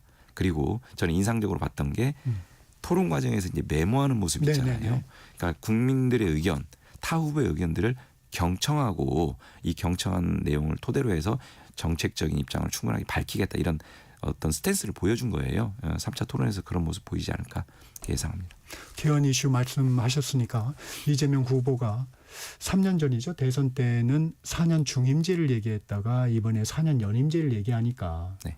국민의힘에서 조금 곱지 않은 시선을 보였어요. 이 부분은 어떻게 보세요? 아마 국민의힘의 그냥 그 프레임인 것 같고요. 연임과 중임의 의미를 모르지는 않을 것 같습니다. 오히려 연임이라고 하는 게 국민의힘에서 얘기하는 뭐 장기 독재 이런 거하고는 더 거리가 먼 내용이고요. 그 연임을 분명하게 1회 한정해서 하겠다라고 하는 어떤 입장도 민주당에서 밝혔기 때문에 그런 부분들은 우려하지 않았으면 좋겠고 왜곡하지 않았으면 좋겠습니다. 그리고 개헌 당시의 대통령에게는 해당 사항이 적용되지 없는 않는다라고 부분이 하는 건 이미 헌법에 들어와 있습니다. 이재명 후보, 김문수 후보 모두 사전투표를 독려하고 있습니다. 사전투표율에 따른 유불리도 좀 있을까요? 어떻게 보세요? 그건? 이제 유불리를 떠나서 그 투표율을 높여야 된다. 투표를 국민들이 많이 해주세요. 이 입장에 이견이 있는 정치 집단이나 세력은 없을 거라고 보여지는데 여전히 사전투표라든지 이런 부분들에 대해서 부정선거 프레임을 가지고 또는 부정선거 주장을 여전히 하고 있거든요. 극우 세력이라든지 국민의힘의 어떤 많은 분들이 또 이런 주장을 여전히 하고 있어요. 저는 이해하지 못하겠고요. 이 사전투표나 본투표나 저는 관계없이 국민들이 투표장에 많이 나와서 국민들의 어떤 의사를 집중적으로 좀 피력했으면 좋겠다. 이런 말씀 드리고요. 안타까운 것은 이번 사전투표가 이틀 양일 모두가 평일입니다. 네네. 6시까지밖에 안 하거든요. 그래서 우리 직장인분들 혹여 이 사전투표 어떤 투표권 행사가 좀 지장을 받을 우려가 좀 있습니다. 그래서 사업장에서도 이런 부분들 좀 많이 배려를 해주시면 협조를 해주시면 좋을 것 같다. 이런 말씀도 드리겠습니다. 이 지난번에 TV 토론에서 이준석 후보가 네. 이재명 후보도 과거에 부정선거론을 제기했다. 네. 이게 이제 후에 파문이 좀 일었어요. 이 네. 부분은 어떻게 보고 계세요? 글쎄요. 지금 국민의힘 윤석열 씨 뭐 이런 부분들이 얘기했던 부정선거 거기하고 갖다 붙일 얘기는 전혀 아닌 것 같고요. 문제가 되는 지점이 구체적으로 어떤 지적한 부분이 있는데 그런 부분들을 뭐 부정선거다 또는 부정선거를 주장했다 프레임이다 이렇게 얘기하는 것은 전혀 맞지 않는 것 같습니다. 좀 구체적으로 말씀 주시겠어요? 이제 네. 이재명 후보가 투개표에 관한 건 아니었다 그랬는데 과거에 이제 뭐 SNS나 글이나 이런 걸 보면 이제 그런 부분도 언급을 한 것 같아요. 글쎄요, 저는 그렇게 보여지진 않고요. 예, 지금 그 국민의힘 측에서 얘기하는 어떤 부정선거 그거하고 얘기하는 것은 전혀 어불성설이다 이렇게 말씀드리겠습니다.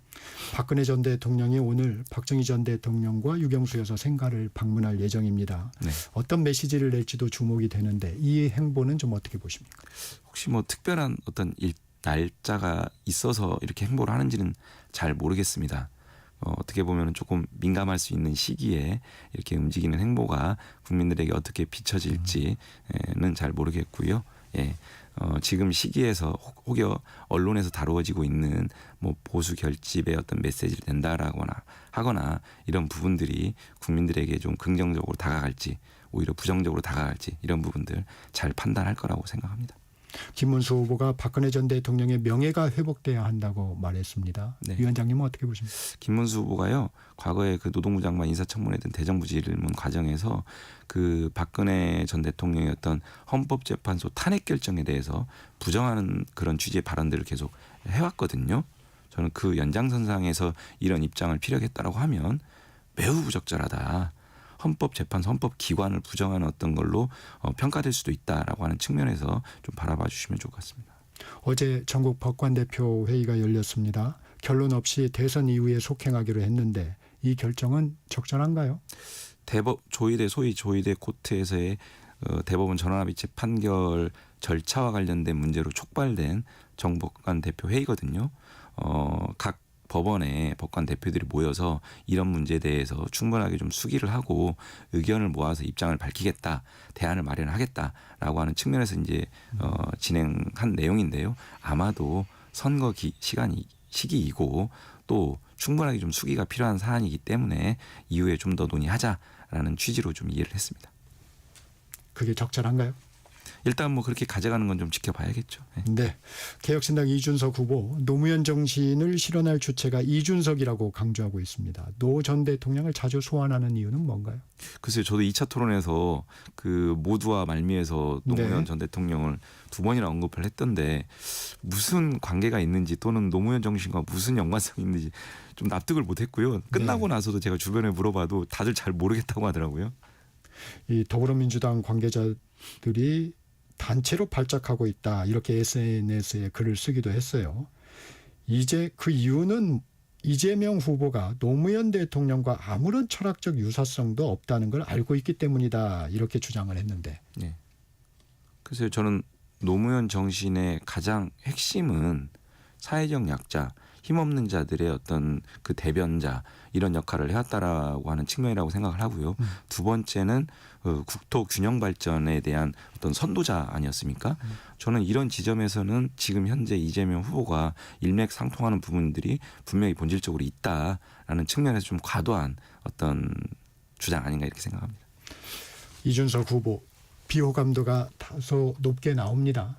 그런 지적에 대해서는 제3지대 정당 후보에게 항상 불리한 지표라는 발언도 했는데 이 의원님은 어떻게 판단하세요? 그러니까 저는 이번 선거에서 가장 좀 많이 느꼈던 지점이 이준석 후보가 전체 국민들 특히 이제 개헌과 내란을 위해서 너무나 많이 분열되고 국민들이 갈등을 하고 있지 않습니까? 저는 이번 대선에서 매우 중요한 메시지 중에 하나가 통합이라고 생각하거든요. 국민들을 통합해서 하나의 힘으로 결집을 해서 지금 문제가 되고 있는 이 위중한 시기를 극복해 나가는 게 가장 중요한 대선 시기의 핵심 어떤 메시지 기조라고 생각을 하는데 그거에 대해서는 전혀 관심이 없는 것 같아요. 완전히 갈라치기로 지금 초지일관하고 있거든요.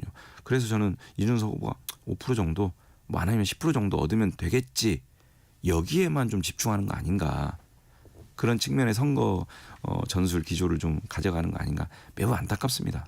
위원장님 나오셨으니까 마지막으로 짧게 여쭤보겠습니다. 조희대 대법원장 특검법은 지금 어떤 상황인가요? 일단은 발의는 돼 있는 것 같고요. 이 부분과 관련해서는 아직 뭐 국회에서 논의할 단계는 아니기 때문에 대선 이후에 여러 가지 사정들을 좀 고려해서 입법부가 논의하지 않을까 생각합니다. 네, 여기까지 듣겠습니다. 지금까지 이용우 더불어민주당 법률위원장이었습니다. 고맙습니다. 네, 고맙습니다. 정책시사 2부 마칩니다. 잠시 후 3부에서 뵙겠습니다.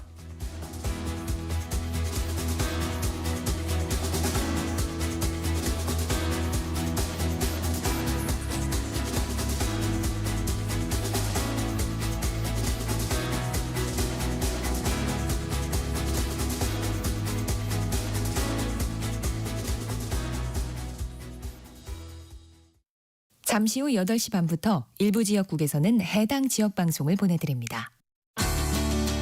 워렌 버핏은 가치 투자, 필립 피셔는 성장주 투자, 피터 린치는 장기 투자. 방법은 달라도 목표는 하나. 성기영의 경제쇼가 성공의 길로 안내합니다.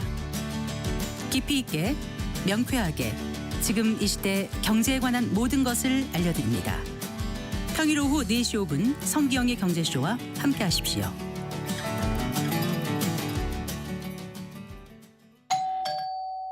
편지 왔습니다. 퇴근길 지친 당신에게 힘이 되는 뉴스를 전해드립니다. 매일 저녁 5시 5분 당신과 함께 읽는 세상 이야기 KBS 1라디오 뉴스레터 K. 지금 시각은 8시 30분입니다. KBS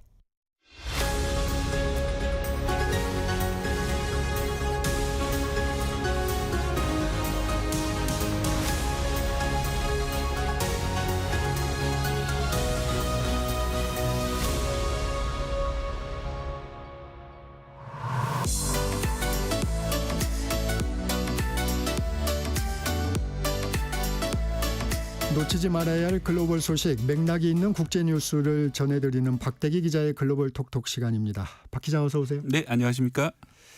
먼저 트럼프 미국 대통령이 하버드 대학을 계속 압박하고 있습니다. 외국 학생의 이름과 국적을 공개해야 한다고 말했는데 어떤 배경인가요? 네, 비단 트럼프 대통령뿐만 아니라 권력자들이 행태가 보면은 하나의 정책을 시도하다가 막히면은 또 다른 식으로 그걸 관철하려고 하거든요. 네. 앞서서 이제 22일 날 외국인 학생 등록을 전체를 차단하려고 했었는데 미국 연방법원에서 이 하버드 대학 측의 가처분을 받아들여 가지고 이 외국인 학생 등록 차단이 실패를 했습니다. 네. 그러자 이번에는 외국인 학생들이 이름과 국적 전체를 공개해야 된다 이렇게 압박을 하고 있는 건데요. 트럼프 대통령 입장에서 근거는 있습니다. 근거는 이 정부가 하버드 대학교에 수십억 달러를 지원하고 있는데 그런 만큼 이 지원을 받는 학생들의 명단을 알아야 되는 거 아니냐 이런 논리거든요. 그러면서 이제 31%가 외국인 학생이라서 이 사람들이 자리를 차지하고 있기 때문에 정작 미국인들은 하버드에 입학하려고 해도 할 수가 없다 이런 논리를 펼치고 있습니다. 그래서 유학생 명단을 주면은 그 사람들이 괜찮은 사람들인지 아닌지 알아봐야 한다는 그런 논리인데요. 특히 몇몇 나라는 미국에 전혀 우호적이지 않고 그들이 학생들을 교육하는데 한 푼도 안 쓰고 있는데 왜 미국이 돈을 써서 이 사람들을 교육해야 되냐 이런 논리입니다. 결국은 미국인들의 외국인 혐오 이런 것들을 좀 노린 것으로 보이고요. 그런 걸 통해서 자기들 극성 지지자들에게 좀 어필하려고 하는 것으로 보입니다. 특히 이제 외국인들이 미국 사람들이 가야 될 좋은 대학 입학할 권리를 뺏는다 이런 프레임을 걸고 있는 것으로 보이거든요. 실제로 보면은 CNN에 따르면 지난해 10월 기준으로 하버드 대학교에는 외국 학생들이 한 27% 정도 있다고 합니다. 특히 중국 학생이 제일 많고요. 그다음이 캐나다, 인도, 한국 순이거든요. 우리나라도 많네요. 예, 영국보다 더 많습니다. 그렇기 때문에 사실 이 남을 일이 아니라 우리나라 학생들도 많이 걸려 있는 그런 문제입니다. 왜 하버드 다른 대학도 있을 텐데 이제 거기를 상징적으로 얘기를 한 건가요? 네, 그렇습니다. 가장 유명한 대학이고 뭐 전 세계 누구나 알고 있는 대학이고 미국에서 사실 우리나라만 학력 사회라고 하지만 미국은 더 심한 면도 있거든요. 그렇기 때문에 이 하버드 대학과의 싸움을 통해서 본인의 힘을 과시하고 또 미국 내에서 이제 워키즘과 싸운다고 하는데 그런 어떤 진보적인 그런 사람들 과학, 합리주의 뭐 이런 걸 신봉하는 사람들에 대해서 좀 싸우려고 하는 그런 태도인 것 같습니다. 그래서 이제 이번 하버드와의 싸움은 하버드뿐만 아니라 많은 미국 대학에서 충격에 빠져 있는 상황인데요. MIT 총장 같은 경우에는 구성원들에게 편지도 따로 보냈습니다. 네. 유학생 수용 금지 조치는 미국의 우수성과 개방성, 창의성에 치명적인 타격을 줄 것이다 이렇게 얘기를 했고요. 또 지금은 중대한 시기이며 외국 유학생이 없으면 MIT는 MIT가 될 수 없다 이런 발언을 했는데요. 그 정도로 이제 미국 안에서는 상당히 파장을 많이 일으키고 있습니다.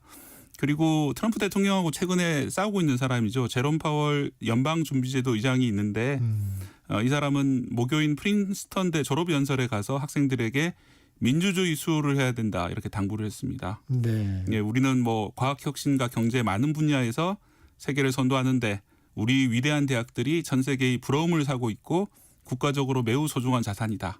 또 50년 뒤에 늙었을 때 여러분은 민주주의를 지키고 강화하기 위해서 필요한 일을 했는지 돌아보게 될 것이고 지금 어떤 일을 해야지 자부심을 가지고 50년 뒤가 맞을 수 있을 거다 얘기를 했는데요. 결국은 완곡한 표현으로 현재의 그런 어떤 정책들에 대해 좀 대항을 해야 된다 이런 사람들을 젊은 사람들한테 강조하고 있는 그런 상황이고요. 반면에 도널드 트럼프 대통령은 압박 수위를 계속 높이고 있는데요. 어젯밤에도 하버드 대학교에 지급한 정부 보조금이 4조 원 정도 된다면서 네. 이걸 회수해서 직업 교육 기관들을 지원할 거다 이런 발언을 했거든요. 이런 걸로 봤을 때는 한동안 이 다툼이 계속될 것으로 보입니다.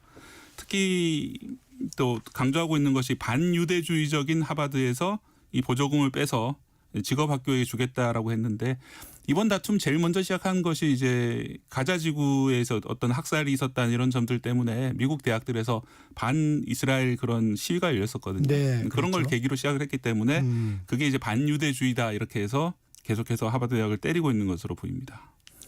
주제를 좀 바꿔보죠. 트럼프 대통령이 자신의 밈 코인 투자자들을 위한 만찬을 열었다고요? 네, 그렇습니다. 지난주 22일 일인데요. 워싱턴 DC 인근에 있는 트럼프 내셔널 골프 클럽에서 이 트럼프 코인을 구매한 200여 명을 초청해서 비공개로 만찬 행사를 열었습니다. 네. 행사 주최 측에 따르면 그 트럼프 코인을 가장 많이 보유한 사람들에게 이번 만찬 티켓을 주는 이벤트를 진행했거든요. 네. 그리고 뭐 최상위 25명한테는 백악관 투어 기회도 제공을 했습니다. 이 만찬 티켓을 따내기 위해서 투자자들이 트럼프 코인에 투자한 액수가 2천억 원이 넘는다고 하고요. 예. 평균적으로는 25억 원어치의 코인을 사야지 이 만찬 티켓이 나왔다고 하고 한국인들 중에도 이게 참석한 사람도 있고요. 네. 또 중국인 가운데는 이 코인 사기 혐의가 좀 있는 의심스러운 그런 사람들까지 참석을 해서 이 참석자를 놓고 논란이 있는 그런 상황입니다. 우리나라 같으면 이러면 난리가 났을 텐데 비판의 소지는 없나요? 미국에서는? 네, 미국 내에서도 비판의 그런 말들이 나오고 있는데요. 가장 문제가 되는 것은 트럼프 대통령과 만나기 위해서 특정한 코인을 사야 된다는 점이거든요. 결국 돈 내고 만나라는 그런 이야기인데 미국 안에 있는 정부 윤리 전문가인 컬럼비아 대학 교수 리처드 브리폴트가 이렇게 말을 했습니다. 이 가상화폐를 얻기 위해서 자신에게 접근할 수 있는 권리를 판매하고 있다 이렇게 얘기를 했는데요. 이거는 뭐 전례가 없는 일이고 미국 안에서도 네. 그래서 이제 정말 좀 이상한 일이다 이렇게 되고 이번 그 만찬장 주변에서도 시위대가 많이 몰렸고요. 가상화폐 부패를 중단하라, 참석자 리스트를 공개하라 등 팻말을 든 시위대가 그 만찬장 주변에 몰렸습니다. 그리고 미국 민주당에서도 비판 의견이 나오고 있는데요. 엘리자베스 워런 연방상원의원이 네. 기자회견을 열고요. 이거는 부패의 잔치다, 부패의 저녁이다 이렇게 얘기를 하면서 이 가상화폐를 통해서 대통령 자신을 더 부유하게 만드는데 미국 대통령직을 이용하고 있다 이렇게 비판을 했었습니다. 이 가상화폐 얘기가 나왔으니까 비트코인을 노린 납치 범죄도 벌어지고 있다고요? 네, 그렇습니다. 이게 미국에서 최근에 벌어져서 또 논란이 되고 있습니다. 존 월츠라는 가상자산 투자자가 벌린 납치극인데요. 네. 이달 초인 지난 6일 날 뉴욕의 방 8개짜리 고급 아파트가 있는데 여기서 28살 먹은 이탈리아인 남성을 이 존 월츠가 납치를 해서 자신의 이 고급 아파트에 가뒀습니다. 그런데 단순 납치가 아니라 묶어놓고 고문까지 했다고 하는데요. 이런 이유는 비트코인 지갑의 암호를 캐내기 위해서입니다. 네. 그러니까 암호를 대지 않으면 이거 계속 고문하겠다 이렇게 한 것인데요. 네. 이 고문이 무려 2주 넘게 이루어졌고 총으로 위협하는 건 물론이고 약물까지 주입하고 또 전기 고문에 뭐 떨어뜨리겠다 협박까지 했다고 하는데요. 네. 이 남성은 결국 비밀번호를 알려주겠다고 안심시킨 뒤에 이 노트북을 가지러 간 사이에 아파트를 탈출해서 이 경찰관에게 도움을 청해서 겨우 살아났습니다. 네. 하지만 좀 이상한 미스테리 같은 그런 대목이 많은데요. 이 존 월츠라는 납치범은 이미 1억 달러를 보유한 아주 유명한 가상자산 투자자입니다. 그래서 왜 이런 범행을 저질렀는지 그동안 그러면 가상자산을 이런 식으로 획득을 한 것인지 아니면 뭐 탐욕이 더 끝없이 생기는 것인지 여러 가지 의문이 나오고 있는 상황입니다. 이런 납치 미국뿐만이 아니고 다른 데서도 일어나고 있나요? 네, 그렇습니다. 프랑스에서는 올해 들어서만 3건이 벌어졌는데요. 네. 특히 이달 파리에서 2번 납치극이 있었습니다. 이 범행 대상은 이 코인 관련 유명한 기업인의 딸과 아버지였습니다.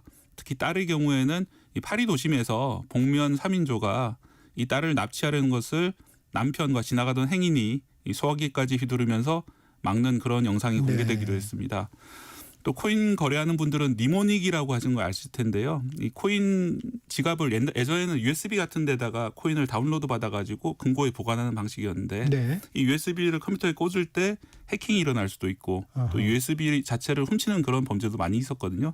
그러니까 요즘에는 니모닉이라고 그래서 이 USB가 없어도 어떤 특정한 아주 긴 암호만 외우고 있으면은 언제든지 다시 그 코인을 복구하는 그런 기술이 있습니다. 예, 그런 것들을 위해서 가상자산을 보호하다 보니까 결국은 납치를 해서 그 복구 암호를 대라. 그러면 다른 아무것도 없이 그 암호만으로 그 돈을 빼돌릴 수 있기 때문에 사람을 납치하는 일이 많이 벌어지고 있고요. 우리나라에서도 비슷한 범죄가 있었습니다. 납치까지는 아닌데 그 긴 암호를 알아야 되기 때문에 그 철판 같은 데다가 니모닉을 새겨두거든요. 그러면 이제 철판 제조업체가 사기를 친 겁니다. 그 암호를 알아내서 이제 다른 데서 그 비트코인 지갑을 복구해서 돈을 빼내는 방식으로 이제 사기를 치다가 우리나라에서 체포되기도 했습니다. 그래서 전 세계적으로 이런 비슷한 범죄가 벌어지고 있는데요. 이 비트코인 한 개 가치가 1억 5천만 원에 육박하면서 사상 최고가를 경신했기 때문에 또 다른 자산하고 다르게 비트코인은 좀 쉽게 번 돈이다. 그리고 추적당하지 않을 수 있다. 이런 그 잘못된 인식을 가지고 있기 때문에 이런 범죄가 많이 벌어지는 것 같습니다. 사상 최고가를 경신하고 있다고 했는데 앞으로 전망은 좀 어떻습니까? 예, 현재 상승 원인 하나는 트럼프 정부가 이전 행정부에 비해서 가상화폐에 대해서 상당히 우호적인 정책을 취하고 있다는 거거든요.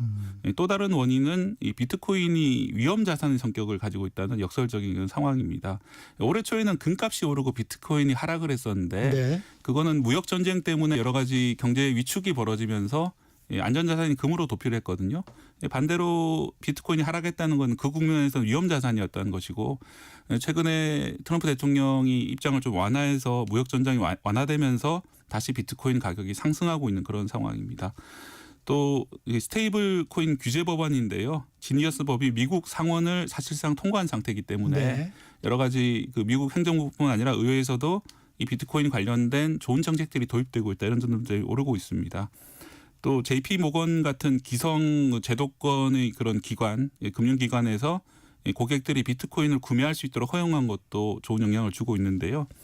좀 재밌는 말이 있습니다. 제이미 다이먼 JP 모건 최고 경영자가 있는데 이분이 좀 현자처럼 금융업계에서 상당히 유명한 분입니다. 이분이 하신 말씀이 나는 담배를 피우면 안 된다고 생각하지만 흡연할 권리는 지지한다. 그런 뜻에서 비트코인을 매수할 권리도 지지한다면서 이 비트코인 매수 도입을 배경을 밝혔습니다. 하지만 비관론도 존재합니다. 이 트럼프 대통령의 밈코인에 대한 우대, 아까 말씀드린 그런 부패 혐의 같은 경우에는 정치적인 법적 논란을 많이 부르고 있기 때문에 결국은 그런 것들이 계속 공방이 계속되다 보면은 이 밈코인에 대한 우려가 확산되면서 이 코인 시장 전체에 부정적인 영향을 줄 수 있는 거 아니냐 이런 이야기들이 나오고 있는 상황이고요. 또 최근 도입된 정책들이 결국은 호재의 끝이 아니냐 이런 분석도 있기 때문에 투자를 하시는 데는 주의하시는 게 필요하겠습니다. 극적으로 휴전한 인도, 파키스탄 다시 긴장감이 감돌고 있다고요? 네, 그렇습니다. 아시다시피 전면전 직전에서 가까스로 휴전을 한 상태죠. 그런데 이 파키스탄인이 인도 국경 지역에서 인도군에 사살되는 사건이 있었습니다. 지난 23일 밤의 사건인데요. 인도 서북부의 구자라트주의 바나스칸타 지역 국경을 넘는 이 파키스탄 남성을 인도 국경 수비대가 검문하려다가 제지하려다가 사살했다라고 이제 현지 통신이 전하고 있는데요. 의심스러운 사람이었기 때문에 검문을 시도했지만 계속 다가와서 발포했다는 게 인도 국경 수비대 입장입니다. 그러면서 사망자 사진도 공개했는데요. 하지만 이 지역이 좀 특징이 있습니다. 구자라트주가 마약 밀매 중심지이기 때문에 특히 이제 파키스탄 마약 밀매범들이 국경을 넘어와서 거래하다가 걸리는 경우들이 종종 있었습니다. 이전부터. 그렇기 때문에 이 비슷한 경우였을 가능성이 있고 만약 그렇다면은 파키스탄도 강경한 입장은 아닐 것이기 때문에 현재 이것이 다시 확전으로 이어질 것은 좀 불명확한 그런 상황입니다. 이것도 재밌네요. 우리나라와는 좀 반대 상황인 것 같아요. 덴마크가 정년을 70살로 하는 법안을 통과시키자 노동계가 반발하고 있다고요. 왜 그런 겁니까? 예, 그렇습니다. 만약에 우리나라에서 당장 70세가 된다고 그러면은 아마 나이 드신 분들은 다 동의할 테고 청년들이 반대를 할 겁니다. 그렇죠. 이 청년 일자리 없어지는 거 아니냐 이렇게 반대를 할 텐데 덴마크에서는 좀 다른 양상을 지금 보이고 있는데요. 이 나이가 든 사람들, 정년 앞둔 사람들이 오히려 반발하고 있는 그런 상황입니다. 이 덴마크나 유럽 국가들 같은 경우에는 정년 연령이 그 연금을 받는 시기랑 연동돼 있습니다. 그래서 70살로 정년이 연장된다는 거는 연금 주던 시기를 70살로 연장한다는 거거든요. 그러니까 예를 들어서 지금 현재 덴마크 은퇴 시기가 67세인데 3년 늦게 연금 받고 3년 더 일해라 이렇게 되기 때문에 도대체 언제까지 일하란 말이냐 힘들다. 70살 되면은 뭐 일하다가 사고도 많이 낼 수 있고 부상도 입을 수 있는데 언제까지 일하란 말이냐 반발이 지금 터져나오고 있는 상황이고요. 이 비슷한 상황은 유럽 국가들에서 상당히 많이 벌어지고 있는데 네. 2년 전이었는데 파리에서 막 곳곳에 불타면서 그랬죠. 거센 네. 시위가 있었죠. 그때 보면은 파리 같은 경우에는 은퇴 연령이 62살인데 64살로 높이니까 2년 더 일하기 싫다면서 사람들이 막 불을 지르는 거거든요. 상당히 좀 다른 상황인 것은 우리나라 같은 경우는 대부분 50대 중후반이면 회사에서 은퇴를 하게 되는데 그렇죠. 그다음부터 한 65세까지 그 퇴직연금 받을 때까지 거의 소득이 없는 상황이 한 5년에서 8년 정도 이어지기 때문에 우리나라 입장에서 보면 상당히 다른 상황이고 우리도 그 연령대를 위한 정책이 좀 필요한 게 아니냐는 생각이 듭니다. 네, 지금까지 글로벌 톡톡 KBS 박대기 기자였습니다. 고맙습니다. 감사합니다. 전격 시사 듣고 계신 지금 시각 8시 45분입니다.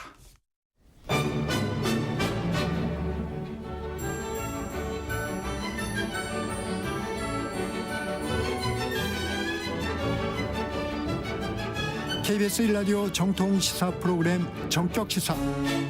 정치자의 눈으로 질문하겠습니다. 공정의 가치를 추구합니다. 꼭 필요한 정보를 담겠습니다.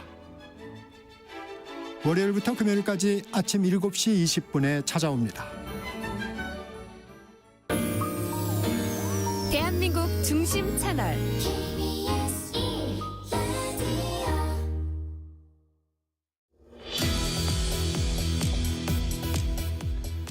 초록이 치매에 대해서 들어보셨나요?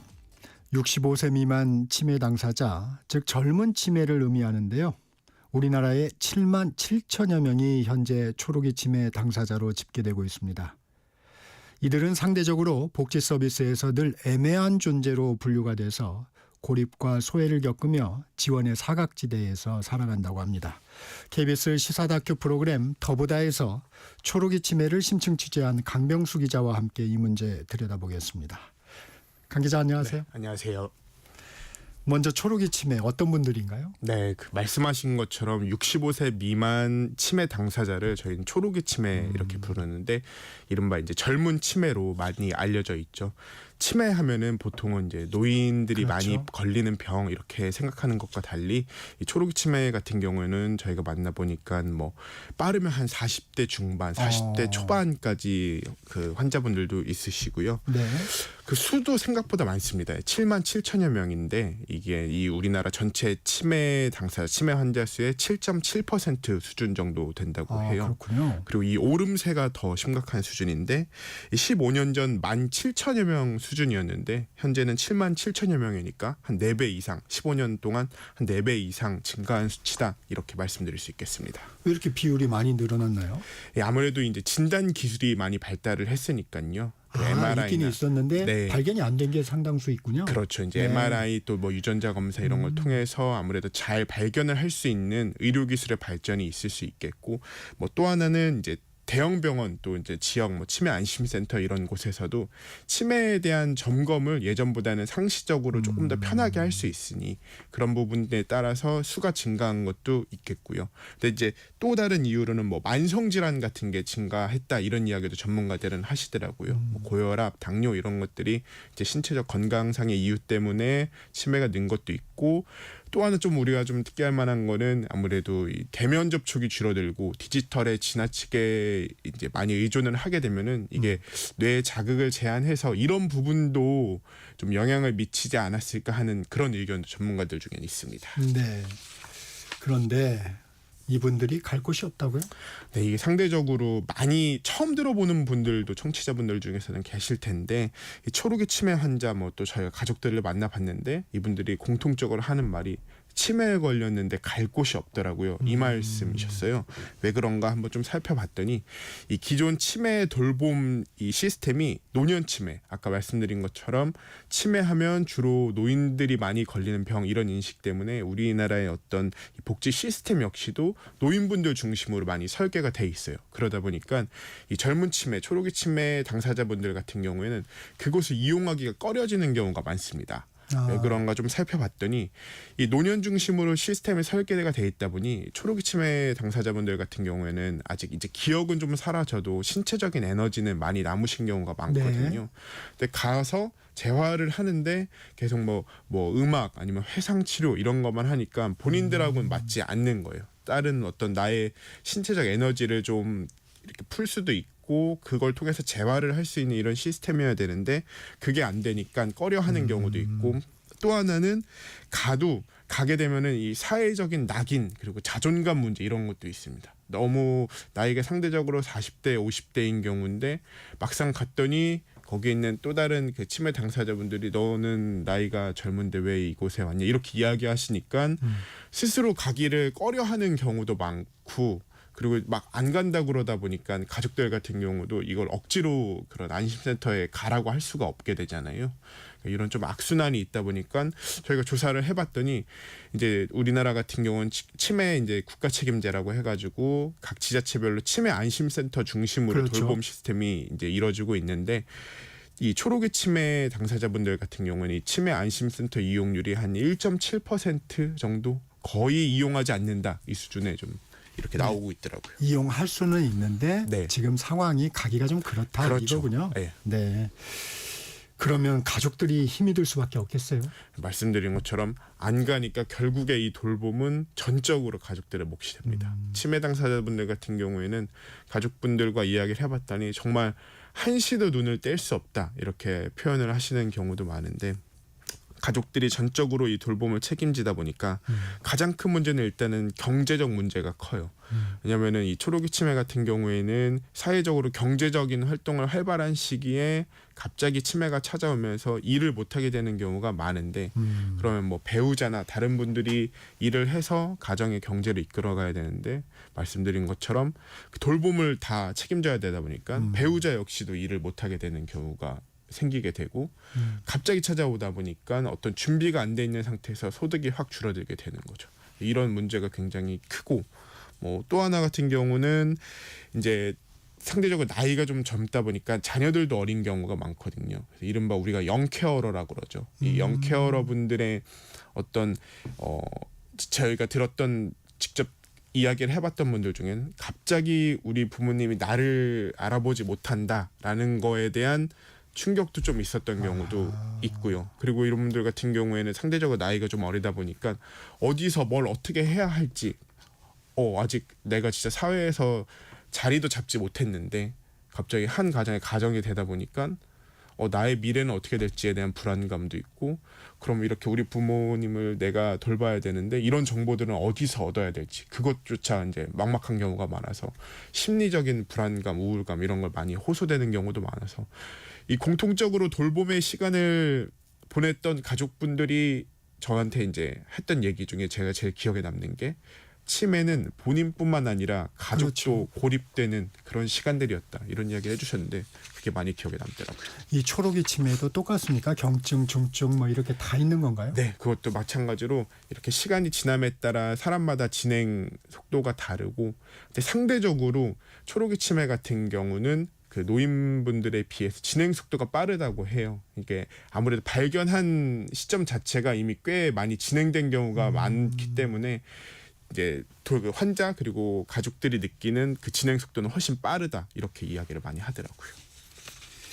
이게 일반적인 치매 원인하고 비슷한 건가요? 치매 원인이 조금 더 다양하다고는 전문가들이 이야기합니다. 저희가 만나본 분들 같은 경우에도 일반적으로 우리가 알고 있는 이제 알츠하이머성 치매가 있고 아니면 이제 뇌경색 같은 거를 앓고 나신 다음에 한 1, 2년 뒤에부터 그 치매가 나타나시는 경우도 있고요. 조금 더 유형 자체가 다양하다고 이야기를 하시더라고요. 이 정부 대책은 없나요? 정부도 사실 초록의 치매에 대해 이제서 이제 관심을 갖기 시작했습니다. 아까 말씀드린 것처럼 치매 국가 안심 책임제이기 때문에 우리나라 같은 경우도 4차 치매 관리 종합 계획에 이 초록의 치매 당사자에 대한 관리 계획을 집어 넣었어요. 내용들을 좀 살펴보면 뭐 초록의 치매 당사자를 대상으로 한 쉼터 프로그램을 개발한다거나 공공 근로 프로그램을 개발한다거나 이런 대책을 세웠지만 사실 아직 그 일선 현장에서 이 돌봄을 담당하고 있는 그 돌봄 담당자 분들한테도 이 초록이 치매는 조금 낯선 경우가 많거든요. 그리고 아까 말씀드린 것처럼 인프라도 잘 깔려있지 않은 상황이고요. 그러다 보니까 일선에서는 실효성 있는 진행이 거의 이루어지지 않고 있다 이렇게 많이들 이야기하시더라고요. 아무래도 노년 치매 중심 구조기 때문에 어려운 경우도 많고 또 이 초록이 치매 당사자들 같은 경우에는 아까 말씀드린 것처럼 이 진행 속도도 다르고 경증이신 분들 같은 경우에는 내가 아직 일할 수 있고 나는 아직 이 사회 구성원으로 존재할 수 있어라는 생각이 굉장히 강하세요. 잠깐 기억을 잃어버릴 뿐이지만 난 여전히 일할 수 있다 이런 생각이 있으신데 이제 이런 분들을 위한 어떤 재활 프로그램 이런 건 상대적으로 좀 부족한 그런 상황입니다. 그러면 돌봄 대책도 좀 달라야 될 것 같은데요. 네. 저희가 좀 참고할 수 있을 만한 게 아무래도 일본의 사례일 것 같아요. 일본 같은 경우는 이 치매 문제에 우리나라보다 조금 더 그렇죠. 앞서서 많이 관심을 네. 가져왔는데 일본 같은 경우는 가장 핵심 중에 하나가 일을 통해 사회적 역할과 자존감을 유지하는 것 이거를 치매 정책 자체의 중요한 축으로 삼고 있어요. 이 치매가 걸렸다고 그래서 바로 어떤 사회에서 소외되고 더 이상 노동력을 상실한 존재 이렇게 보는 게 아니라 이분들의 상태를 면밀히 관찰해서 할 수 있는 일이 무엇인지 우리가 사회에서 찾아보고 이분들을 사회의 구성원으로 계속 존속시키자 이런 게 이제 치매 정책의 주요 정신 중에 하나인 거죠. 그래서 가능한 일자리 유지하도록 지원할 것을 원칙으로 명시하고 있고 실제 지역의 이 젊은 치매 지원 코디네이터 제도 이런 게 있어서 이 치매 당사자분들의 상태를 이 코디네이터가 면밀하게 좀 관찰을 해서 이분들이 할 수 있는 일들을 계속 찾아보려고 뭐 지역 사회 또 지역 기업들이 함께 노력하고 있는 상태고요. 실제로 저희가 이제 만나봤던 일본 그 치매 당사자가 있으세요. 단노 도모위 씨라고 이분 같은 경우는 39살에 자동차 영업사원이었었는데 39살에 걸렸거든요. 이분은 그러니까 회사에서 일을 할 수 있는 부서로 좀 옮겨져서 일을 지속할 수 있었던 그런 사례도 있었습니다. 같은 회사에 계속 다니면서. 네. 영업사원이었는데 아무래도 사람의 얼굴을 기억하고 해야 되는데 그게 쉽지 않으니까 그런 게 조금 상대적으로 덜한 백업 부서로 해서 일은 계속 할 수 있게. 그러면 충격이 훨씬 덜 하겠네요. 네. 네, 오늘은 여기까지 듣겠습니다. 지금까지 KBS 시사제작국 강병수 기자였습니다. 고맙습니다. 고맙습니다. 전격시사 오늘은 여기서 마무리합니다. 진행의 KBS 기자 정창준이었습니다. 내일 아침 7시 20분에 전격시사 돌아옵니다. 여러분 감사합니다.